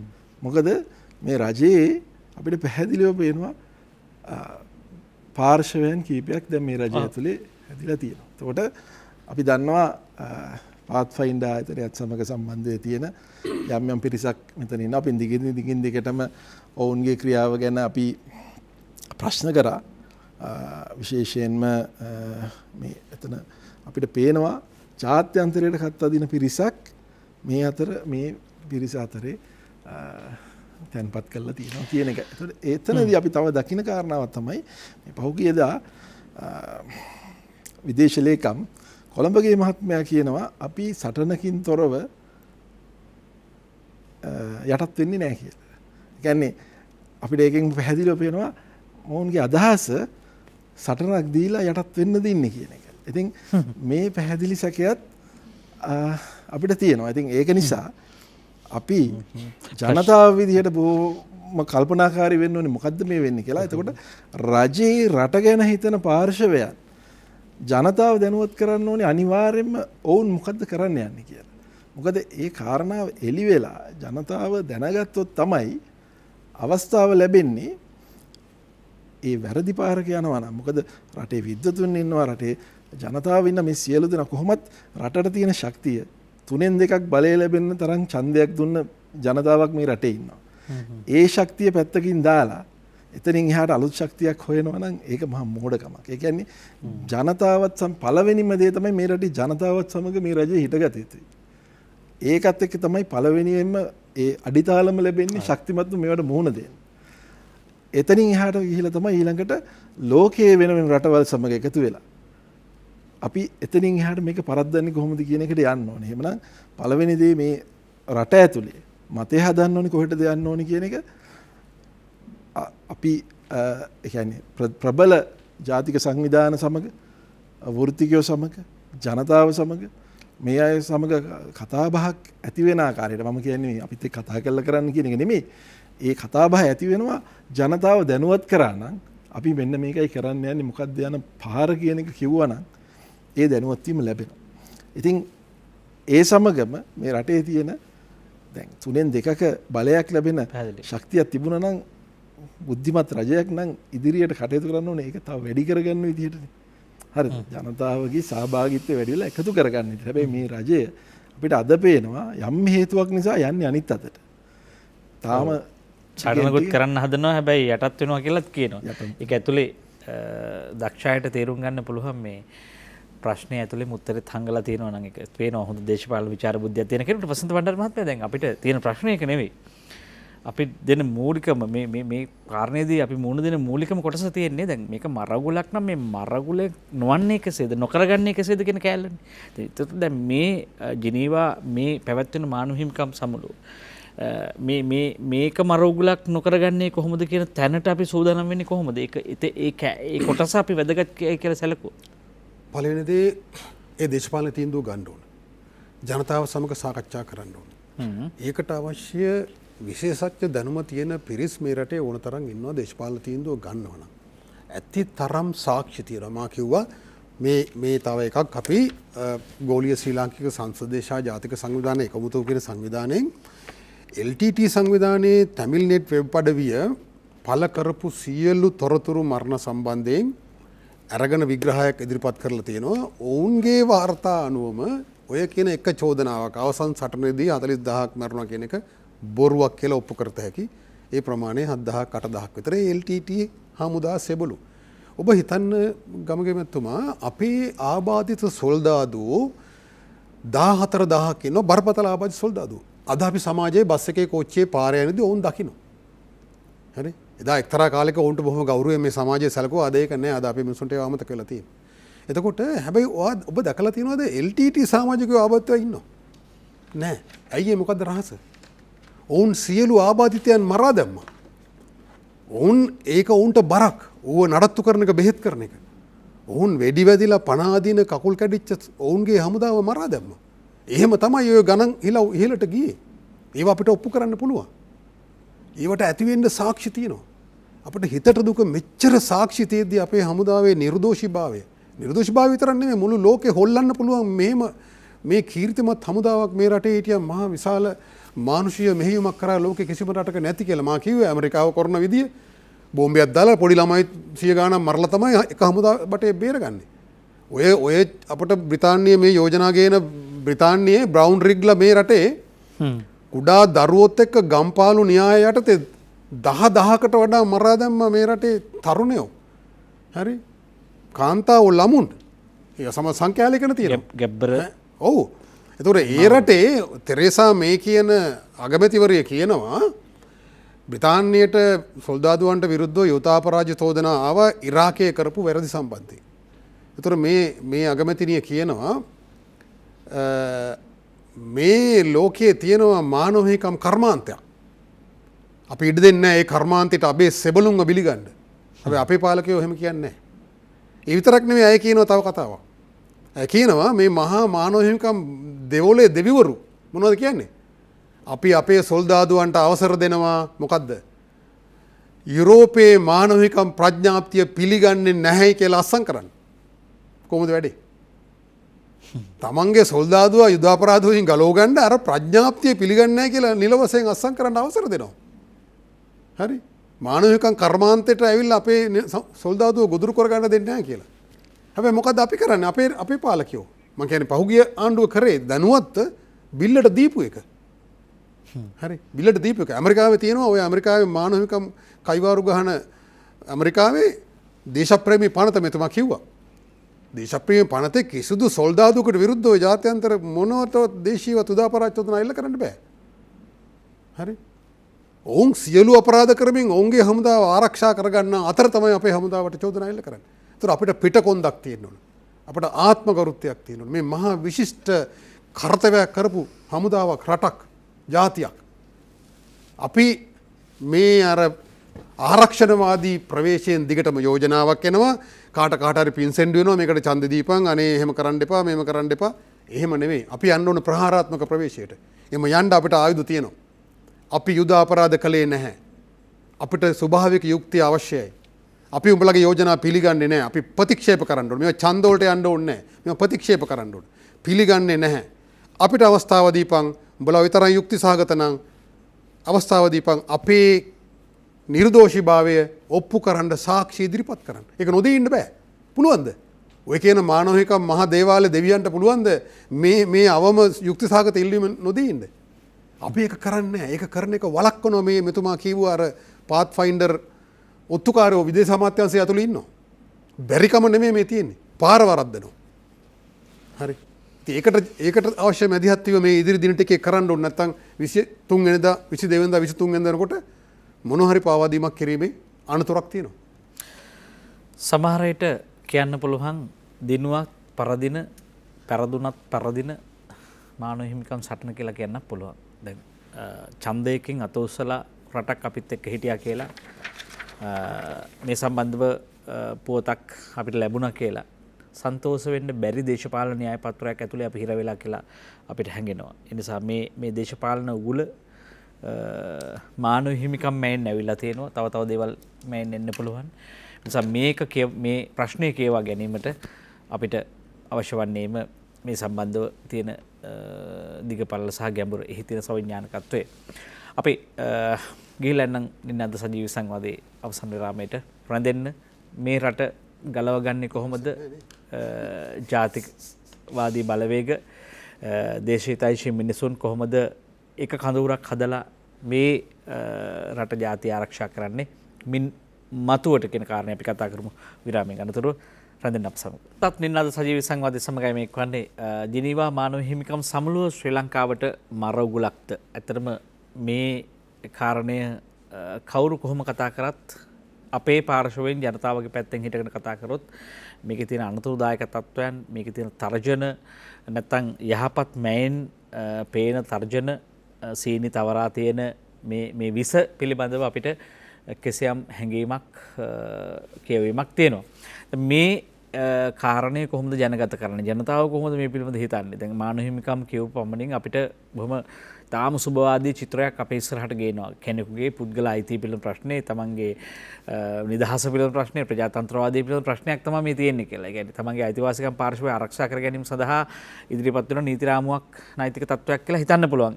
ඒ කණ්ඩායම් ඒ විදිහට විග්‍රහ කරන්න පුළුවන්. හැබැයි මේ ප්‍රශ්නේ ජාතික වශයෙන් අපි මුහුණ දෙලා තියෙන ප්‍රශ්නේ, ජිනීවා ප්‍රශ්නේ. මේක එහෙම කාරණයක් නොවන බවට අපිට වැටහෙන්නම මේ ගැඹුරට අපිට ඇවිදගෙන යනකොට.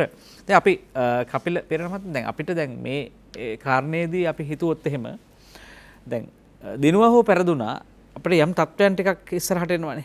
ඒතකොට දැන් මේ තත්ත්වයන් ඇතුලේ අපිට කුමක් සිදු වෙයිද? අනාගත දේශපාලන අනතුරු මොන වගේද? මේක මතින් තිබෙන මේ මතින් අපිට ඇඳිලා තියෙන චිත්‍රය මොන වගේද? දේශපාලන අනතුරු හැටියට දැක්කොත් එහෙම. මේකේ දේශපාලන අනතුරු ඇති වෙන්නේ ඇත්තටම මේක ප්‍රතික්ෂේප කරනවද නැද්ද කියන එක උඩ. මේක ජයග්‍රහණය කරනවද? අත උස්සලා ජයග්‍රහණය කරනවද නැද්ද කියන එක මත මේක ඒ වෙලාවේ බලපානවද කොයි ආකාරයෙන්ද බලපාන්නේ කියන එක තමයි වෙනස් වෙන්නේ. කියන්නේ කොහොමදත් අපිට තියෙන තර්ජනය වෙනස් වෙන්නේ නැහැ. මම කලින් කිව්වා වගේ. කියන්නේ තර්ජනය දිගින් දිගටම තියෙනවා. මොකද ඔවුන්ගේ අවශ්‍යතාවය නැති වෙන තුරා මේ LTT සංවිධානයේ පැවති ඩයස්පෝරාව වෙන්න පුළුවන්. එහෙම නැත්නම් විදේශීය මැදිහත් වීම අපි කියපු අර රටවල්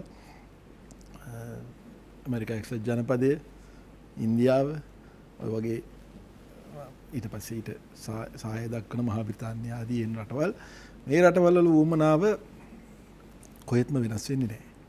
ඔවුන්ගේ මැදිහත් වීම ඒ ආකාරයෙන්ම පවතිනවා. ඉතින් ඒක නිසා මෙතනදී ශ්‍රී ලංකාවේ ජයග්‍රහණය කියන එක තීරණය වෙන්නේ පළවෙනිම පියවර විදිහට මේ යෝජනාවලිය ප්‍රතික්ෂේප කරනවද නැද්ද කියන එක උඩ. කියන්නේ මාව වැරදිකරුවෙක් කියලා කියනවා නම් පළවෙනිදී මම මේක ප්‍රතික්ෂේප කළ යුතුයි. අපි නිර්දෝෂී නා. ඒතර දෙවෙනි කාරණාව තමයි මේ කියපු ආකාරයට අපි කතා කරපු ආකාරයට අපේ නිර්දෝෂී බව පෙන්눔 කරන්න සහ ඔප්පු කරලා දක්වන්න අපි වේදිකාව සකස් කළගත යුතුයි. ඔය කාරණා දෙක කරන්න ඕනේ. මොකද එහෙම නොවෙන්න මේ වතාවේ අපි ජයග්‍රහණය කරත් වෙන මුහුණුවරකින් නැවත නැවත මේ කාරණාවේ ආකාරයෙන්ම අපි ගාවට මේගොල්ලෝ අරන් එනවා. ප්‍රතික්ෂේප කිරීමේ හැකියාව සම්බන්ධව ප්‍රශ්නයක් නැද්ද මේ වෙලාවේ? ප්‍රතික්ෂේප කිරීම කියන්නේ දේශපාලන තීන්දුවක් පමණයි. ඒ කියන්නේ රජයේ තීරණය කරා නම් අපි මේක ප්‍රතික්ෂේප කරනවා කියලා.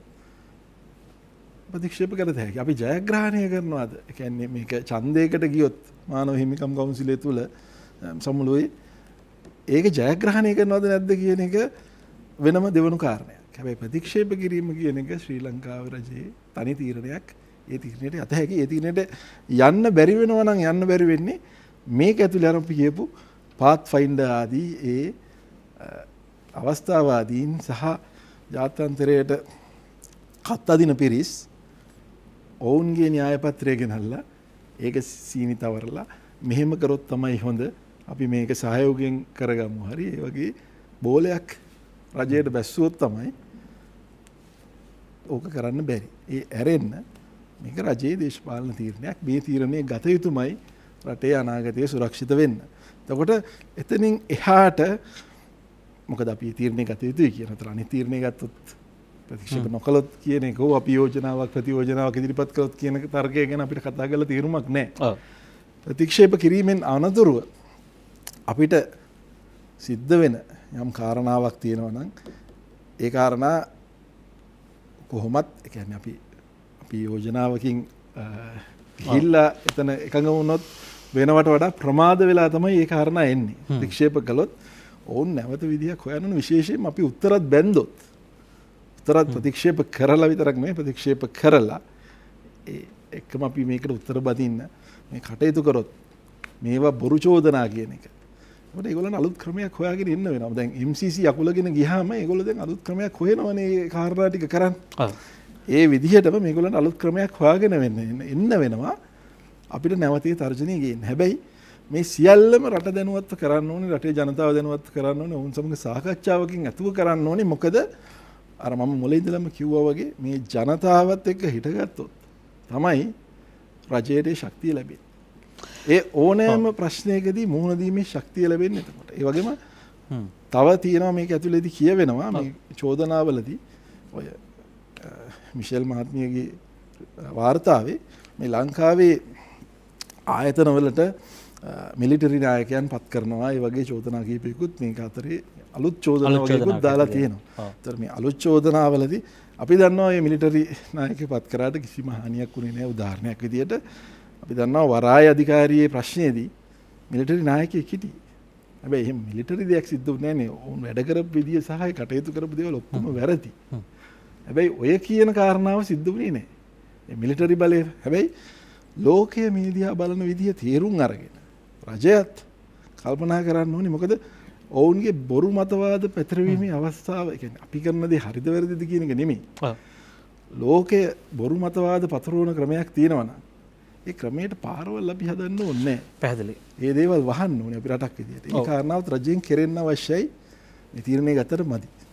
එනිසා මේකදී ආණ්ඩුවට ලොකු වගකීමක් තියෙනවා. ඒ වගේම තමයි මේකේ වැදගත්ම කාරණයක් තියෙනවා වසන්ත බණ්ඩාර මහත්මයා. දැන් ඔබතුමන් මුල් ආකාරයේ කරුණු දැක්වීම වලට අනුව දැන් මේ ජිනීවා කතාව මේ එළියට එනවත් එක්කම මේ ජාත්‍යන්තරයේ මේ අතපැවීම සහ මැදිහත් වීම සහ මේ ජාත්‍යන්තර ඇස යොමු වෙනවත් එක්කම රටක් හැටියට ශ්‍රී ලංකාවේ තිබ්බ මේ ආරක්ෂක යාන්ත්‍රණය ජාතික ආරක්ෂාව කියන කාරණේ අඬබණු හැකිලෙන්න පටන් ගත්තා. එහි එක්තරා අවධියක තමයි පාස්කු ප්‍රහාරය එනවා කියලා ඔබතුමන් කිව්වේ. හැබැයි දැන් මේ යෝජනා මේ එන වක්‍ර ඍජු තර්ජන හරහා තවදුරටත් මේ රටේ ජාතික ආරක්ෂාවට ගැටලුවක් පවතිනවද? ඒ කාරණේ කොහොමද මේක යටින් දිවෙන්නේ? මෙහෙමයි ගමක මෙතුමා. රටේ සමහර පුද්ගලයන්ට ආරක්ෂක හමුදාව සමග පොලිසිය සමග ප්‍රශ්න තියෙන්න පුළුවන්. දැන් ඊයේ පෙරද අපි දැක්කර නීති ශිෂ්‍යයෙකුට පහර දීලා තිබුණු අමානුෂික විදිය. එතකොට එහෙම අවස්ථාවල ඒ අයට විරුද්ධව පියවර ගන්න ඕන එක කිසි වාදයක් නැහැ. හමුදාවටවත් පොලිසියටවත් රට ඇතුලේ මානව හිමිකම් උල්ලංඝනය කරන්න අයිතියක් නැහැ. කාටරි පහර දුන්නොත් අයිතු දේවල් කරොත් දඬුවම් කරන්න ඕන. හැබැයි සමස්තයක් ලෙස මේ රටේ ආරක්ෂක හමුදාව ආරක්ෂා කරන්න ඕන රකින්න ඕන. ඒක මේ රටේ ජාතික ආරක්ෂාවට වැදගත් වෙනවා. මා පොඩි උදාහරණයක් කියන්නම්. ඔබ පාස්කු ප්‍රහාරය මතක් කරපු නිසා මේකම වාක්‍යමින් කියන්නේ සමහර ගැඹුරින් තොරතුරු අපි අධ්‍යයනය කරපු නිසා ගිරිතලේ හමුදා කඳවුරේ විසින් තමයි ඒ ඔත්තු සේවා සේනාංක බලයනියෙන් තමයි නැගෙනහිර ප්‍රදේශයේ ආරක්ෂක ඔත්තු සේවා ක්‍රියාවලිය දියත් වුණේ. හමුදා ඔත්තු සේවා. එතකොට ඒකේ ප්‍රධානියා ලෙස හිටියේ ශම්මි කුමාරරත්න කියන කර්නල්වරයෙක්. ඔහු ඉතාම දක්ෂ හමුදා නිලධාරියෙක් මහා කැපවීමකින් මාස ගණන් ගෙදර යන්නේ නැතුව නිවාඩුවක් ලැබුණත් ගෙදර යන්නේ නැතුව මේ ක්‍රියාන්විතේ හිටපු කෙනෙක්. ඔහු නායකත්වය දුන්නා ඔපරේෂන් ඩබල් එච් කියලා ක්‍රියාන්විතයකට. ඔපරේෂන් ඩබල් එච් කියන්නේ දෙපැත්ත කැපෙනවා කියන එක. මොකක්ද ඒකේ තිබුණේ LTT සංවිධානයේ පිරිස් මෙලදී අරගෙන සහ විවිධාකාරයෙන් නම්මගෙන LTT සංවිධානයේ වගේ සංවිධානයක් හමුදාව හැදුවා. ඒතර ප්‍රභාකරන් හිතා හිටියේ ඒක එයාගේ සංවිධානය කියලා. එතකොට ඒ ඔපරේෂන් ඩබල් එච් මෙහෙයුමෙන් බෝම්බ 80ක් හොයාගන්නවා කොළඹ නගරේ. වරින් වර ගෙනාපුවා. එතකොට ප්‍රභාකරන්ගේ උපාය මාර්ගයේ වෙලා තිබුණේ කොළඹ නගරේ බෝම්බ පත්තු කරලා මහජනයා මානසිකව වට්ටලා ඔන්න මගුල දීලා දාපල්ලා කියන උතුරේ ඉල්ලීම් දීපන් කියන තැනට සමාජය පත් කරන්න. එක පැත්තකින් යුද්ධයෙන් උඩට ගේන අතරතුර මේ පැත්තෙන් මහජනයා මානසිකව වට්ටන එක. ඒතර මේව නැවතුනේ මේ ක්‍රියාන්විත වලින්. ඒ බෝම්බ 80 පත්තු කරා නම් කොළඹ නගරේ. කොළඹ ඉන්න මධ්‍යම පන්තිය කියන ওই කෑල්ල දීලා හරි මේ අපිට ඉන්න දෙන්න කියලා. එතනට මනෝභාවය ගේනවා. ඒව ඔක්කොම පරාජය කරේ අර ඉතා සුළු හමුදා නිලධාරීන් ප්‍රමාණයක් දක්ෂ විදිහට කැපකිරීම කරපු ඉඳ. ඒතර මොකක්ද ආණ්ඩුව කරේ ශම්මි කුමාරරත්නට? හිරේ දැම්ම අවුරුදු ගණනාවක්. අවුරුදු ගණනාවක් හිරේ දැම්ම. ඒ යුනිට් එක වහලා දැම්ම. ඒකේ තිබුණු පොත්පත් සීල් කළා. ඒ නිසා තමයි නැගෙනහිර ඔය තස්සවාදී ක්‍රියාන්විතය මුකුත් හොයාගන්න බැරි වුණේ. ඔය ශහරාන්ලට හිස්බුල්ලාට ඔවුන්ගේ ගෝලයන්ට ඔක්කොම දේවල් කරන්න පුළුවන් වුණේ අර කරපු අපරාධය නිසා. අර ඔත්තු සේවා ක්‍රියාන්විතය නැවතුව නිසා. ඔවුන් හිරේ දාපු නිසා. ඒ ආයතනයේ පොත්පත් සීල් කරලා සමස්ත ක්‍රියාවලිය නවත්තපු නිසා පාස්කු ප්‍රහාරය වුණේ. එතකොට මේ හමුදාව දුර්වල කිරීමේ ක්‍රියාවලිය මානසික වැටීමේ ක්‍රියාවලිය. මේක සෙල්ලමක් නෙවෙයි. මේ සැරේ වරද්දගත්තොත් මේ සැරේ කියනවා මේ 56 වෙනි වගන්තියේ මේ මිෂෙල් බැෂලේ එයාගේ වාර්තාවේ 56 වෙනි වගන්තියේ කියනවා දැන් ඉවසුවා ඇති. දැන් ශ්‍රී ලංකාව සම්බන්ධයෙන් දැඩි තීන්දුවකට එන්න ඕන. එතකොට මෙතුමා ඉතා නිවැරදිව කිව්වා වගේ අපි මේ යෝජනාවට එකඟ නොවී හිටියත් ඡන්දයෙන් දිනුවත් පෙරදුනත් ඉල්ලාස් කරගනින් කියලා බලපෑම් කරත් මේක නවතින්නේ ඉස්සරහට යනවා. මේ කඩුතුඩ ඉවත් වෙන්නේ නැහැ. මොකද අර චෝදනා ටික තාමත් ඔවුන් හැම වාරයකදීම චෝදනා මතක් කරලා කියනවා මෙම්බර් ස්ටේට්ස් සමාජික රටවල් වලට කියනවා සෙසු රටවල් වලට කියනවා චූදිතයට මේ වාර්තාවෙත් තියෙනවා. චූදිතයන් විශ්වාසනීය සාක්ෂි තිබේ නම් විශ්වාසනීය සාක්ෂි කියන්නේ සාක්ෂිකාරයන්ගෙන් හරස් ප්‍රශ්නාලා විභාග කිරීමක් නෙමෙයි. කවුරු හරි චෝදනා කරා නම් ඒ චෝදනා කරුවෝ මිනිහා ඉන්නවනම් සමහරට යාගේ නමවත් කියන්නේ නැහැ. දරුස්මාන් වාර්තාවේ සාක්ෂිකාරයන්ගේ නම් එළිදරව් කරන්නේ අවුරුදු 20ක් යනකම් 2031 වෙනකම්. ඒතර බොරු සාක්ෂි ගෙනල්ලා ජාත්‍යන්තරව නඩු දාන තැනට තල්ලු කරන්න පුළුවන්. ඒක ඉවත් වෙන්නේ නැහැ. ඒක එසේම තිබෙනවා. හරි. එතකොට අපේ දේශීයවත් යුදාපරාධ අධිකරණයක් අපි පිහිටවලා තියෙන්නේ. පෞගේ ආණ්ඩුව මේ මහා පාවාදීම කළා. ජාත්‍යන්තර අතුරුදහන් වීමේ වැළැක්වීමේ ජාත්‍යන්තර ප්‍රඥාප්ති පනතේ කොටස් දෙකක් තියෙනවා. එකක් ප්‍රඥාප්තියට යටත් කරනවා. දෙවෙනි එක අපරාධ අධිකරණයක් පිහිටවන මහා අධිකරණයක්. ඒක යුදාපරාධ අධිකරණයක්. එතකොට අර කියන මා කලින් කියපුවර අතුරුදහන් කාර්යාලයේ සීල් එක ගැහුවොත් ඒ කොලේ අරන් ඇවිල්ලා මේ අපරාධ අධිකරණයේ දේශීය නඩු දාන්නත් පුළුවන්. ඒ නිසා මේ අනතුර තියෙනවා. එතකොට මේ විදිහට හමුදාව දුර්වල කරලා වට්ටපුවම මොකද්ද වෙන්නේ? ඊළඟ පාස්කු ප්‍රහාරයක් ඊළඟ ප්‍රහාරය එනවා. ඒක පාස්කුද ඇසල පෙරහැරද මොකද්ද කියලා අපි දන්නේ නැහැ. හරි? මේ අන්තවාදී බලවේග දැන් මේ පාස්කු කොමිසම කරලා තියෙන විකාරය නිසා මේ අන්තවාදී බලවේග මට්ටු කරනවා වෙනුවට මේ වෙනත් සංවිධාන තානම් කරන්න කතා කරනවා. මේ අර ආපු ක්‍රියාවලියම මේ දිගුවක් මේ කියලා ප්‍රශ්නයක් ඇති වෙනවා. හරි. එතකොට මේ IS තස්සවාදීන් මේ ඉස්ලාම් අන්තවාදය මේ රටේ ඔවුන් ඒ අවුල හැදීම මුළු රටම කවදාරි මැලේසියාව ඉන්දුනීසියාව වගේ ඉස්ලාම් රටක් බවට පත් කරගන්නකම් මේක යනවා ක්‍රියාන්විතේ. හරි. ඉතින් ඒ නිසා අර ශම්මි කුමාරලත්තරන්ට කරපු අපරාධය කරලා අර පාස්කු නැගෙනහිර මේ අන්තවාදීන්ට වැඩෙන්න ඉඩ සැලසුවා වගේ මේ ජාත්‍යන්තර උමනාවට අනුව රණවිරුවන් දඩයම ඉස්සරහට යන්න දුන්නොත් අපි ජාතියක් ලෙස මහා අනතුරකට ලක් වෙනවා. මම කියන්නේ හමුදාව සමග පුද්ගලික කෝන්තර තියෙන ජනයටත් මම කියන්නේ. පොලිසියෙන් පහර දුන්නොත් ඒකට නඩු දාන්න. ඒකට පියවර ගන්න. හමුදාව එහෙම කරොත් පියවර ගන්න. හැබැයි මේ ජාත්‍යන්තරේ මේ මහා තස්සවාදයේ ඉදිරියේ බෙදුම්වාදී ඉදිරියේ මේ ආරක්ෂක හමුදා ආරක්ෂා කරන්න ඕන. හරි. ඒ සඳහා තමයි අපි කියන්නේ මෙතුමා කිව්ව නිවැරදිව ඔවුන්ගේම වේදිකාව අපි පාවිච්චි කරන්න ඕන. ඔවුන්ගේ වේදිකාව මේ කියන මානව හිමිකම් සමුළුවට අපේ නිර්දෝෂීභාවය ඔප්පු කරන චෝදනා වලට ප්‍රතිපිළිතුරු නිර්දෝෂීභාවය ඔප්පු කරන කතන්දරේ එන්නේ අධිකරණයකදීනේ. මේක අධිකරණයක් නෙවෙයිනේ. චෝදනා වලට ප්‍රතිපිළිතුරු බඳින්න ඕන. උඹලා මෙහෙම කියලා තියෙනවා මෙන්න එහෙම නෙවෙයි වෙලා තියෙන්නේ. උඹලා බොරු කියන්නේ. එතකොට තමයි මේ සමාජික රටවල වලට රෙද්දක් ඇඳගෙන අපේ රටට විරුද්ධව ඡන්ද දෙන්න බැරි වෙන්නේ.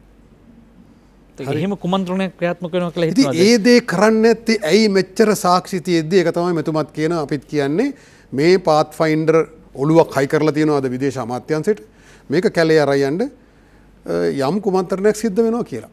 ඒ කුමන්ත්‍රණයෙන් විදේශ අමාත්‍යතුමා ඒකට විරුද්ධව යමක් කරනවා වෙන්න පුළුවන්. අපි හිතනවා එහෙම. මොකද එතුමාගේ ප්‍රකාශයේ එතුමා බොහොම හොඳින් ප්‍රකාශයක් කළා. අපි මේවා පිළිගන්නේ නැහැ. අපි මේවාට එකඟ නැහැ කියලා. හැබැයි එතනින් එහා දිගුව නොගියොත් එහෙම නැත්තම් මාර කියපු තමන්ගේ අතින් බෙල්ලට සියතින් බෙල්ලට තොණ්ඩුව දමා ගන්න වැඩේ කරොත් ඒ ගොන් වැඩේ කරොත් ප්‍රතියෝජනාවක් ගේන එක තව දවස් කිහිපයයි තියෙන 23 වෙනිදා 22 වෙනිදා 23 වෙනිදා තමයි අපේ ඉරණම තීන්දුව වෙන්නේ. ඒතර මේ බැෂල් මැචලේ කියනවා 56 වෙනි වගන්තියෙන් මෙතෙන් සිට මේ ක්‍රියාන්විතයේ අරගෙන ගිහිල්ලා මේ ලංකාව මට්ටු කරන්න ඕන කියලා.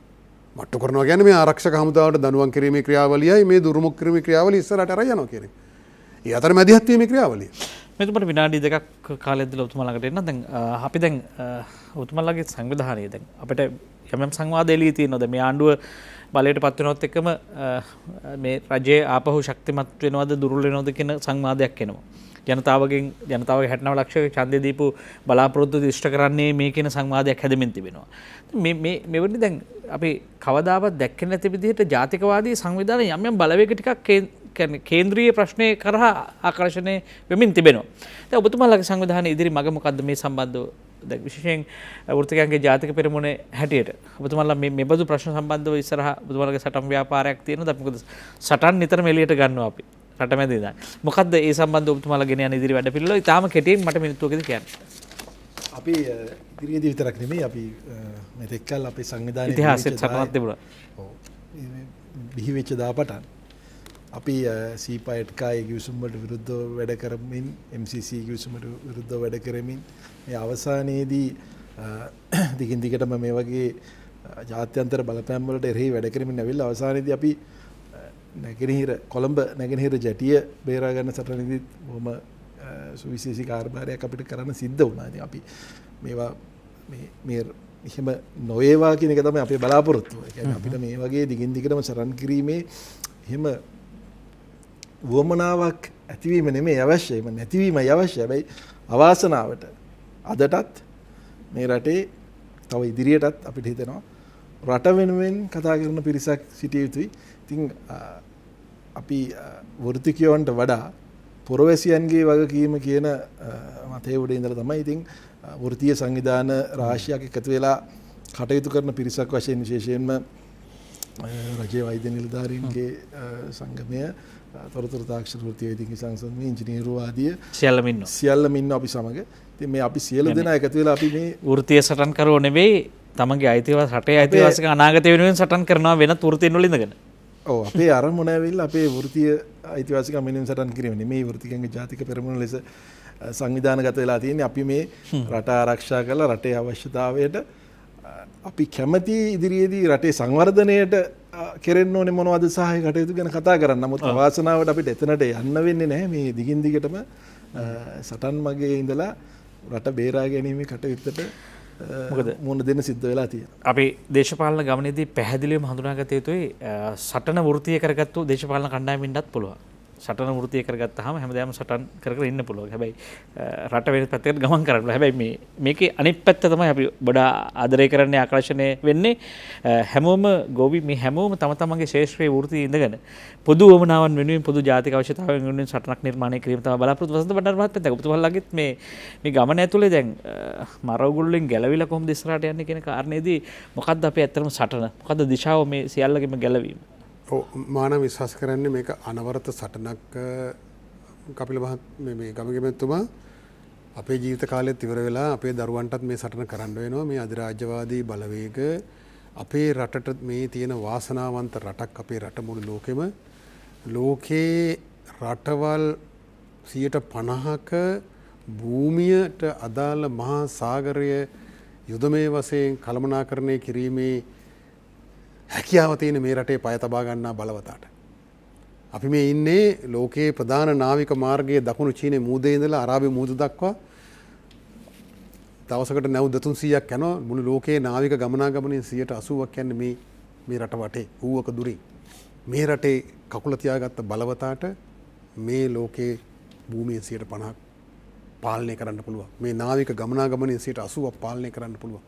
ඒ නිසා තමයි මේ වාසනාව තමයි අපට අවාසනාව වෙලා තියෙන්නේ. නිසා මේ සටන අනවරත සටනක්. විවිධ ආකාරයෙන් අර ඌරෙක් හේනකට පයින්ඩ බලාගෙන ඉන්නකොට වැටේ මොකක් හරි හිලක් තිබුණොත් අතරින් පයින්නවා. ගොවියා හැම වෙලේම එළි වෙනකන් රාය වෙනකන් පොල්ලක් තියන් ඉන්න ඕන. අපිටත් එහෙමයි වෙලා තියෙන ජනතාවක් ලෙස. මේකට හැම වෙලේම කඩාවදින්න බලනවා. හරි. ඉතින් ඒ නිසා සීපා ගිවිසුමද, ඇක්සා ගිවිසුමද මේ ඔක්කොම එන්නේ ඒවට තමයි. MCC ගිවිසුම මේ ජාත්‍යන්තර සංවිධාන හරහා මේ විදියට බලපෑම් කරලා ව්‍යවස්ථාව සංශෝධනය කරලා හමුදාව දුරුමුක් කරලා මේ කරන ක්‍රියාන්විත මේවා එකම මහා පින්තූරයක කොටස්. එතකොට මේකට මූණ දෙනකොට කපිල ඊටාම නිවැරදිව සඳහන් කළා ජනතාවගේ සහාය තමයි මූලිකම දේ. ජනතාව ඉන්නවා නම් ආණ්ඩුවට ඕන දෙයක් කරන්න පුළුවන්. ජනතා සහාය ප්‍රධානයි. ඊළඟට සදාචාර බලය. ලෝකයේ ඉදිරියේ අපේ සදාචාර බලය රැක ගන්න ඕන. ජනතාවට පැහැදිලි කරන්න ඕන මොකද්ද උපාය මාර්ගය. අපි මෙහෙම කරනවා. අපි හිස්සනමන්නේ නැහැ යුක්තියට. අපි මේ රටේ රණවිරුවන්ගේ ගෞරවය ආරක්ෂා කරනවා. ඔවුන්ගේ නිර්දෝෂීභාවය ලෝකයට කියනවා. උඹලා ඒකට කැමතිද? ඒකට වන්දියක් ගෙවන්න සිද්ධ වුණොත් උඹලා ඒකට එකගද? මේ රටේ ජනතාව මේ රණවිරුවන්ගේ ගෞරවය වෙනුවෙන්, රටේ ගෞරවය වෙනුවෙන්, ආරක්ෂාව වෙනුවෙන් වන්දියක් ගෙවන්න සූදානම්. එහෙම ගෙවන්න වෙනවනම් එහෙම වන්දි ගන්න බෑ. මේ ලෝකේ යම් ආකාරයක පොදු නීති පද්ධතියක් තියෙනවා.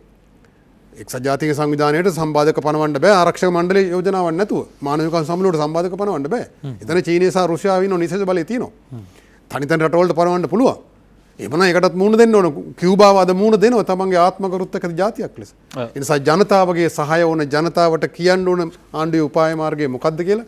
ඒ උපාය මාර්ගය සඳහා අවශ්‍ය ක්‍රියාමාර්ග ගන්න ඕන. ප්‍රධානම ක්‍රියාමාර්ගය තමයි මේකට අභියෝග කරන එක සහ අපි යුද අපරාධ නොකළ බවට වූ අපේ කතාව ඔවුන්ගේ වේදිකාවේ ඉදිරිපත් කිරීම.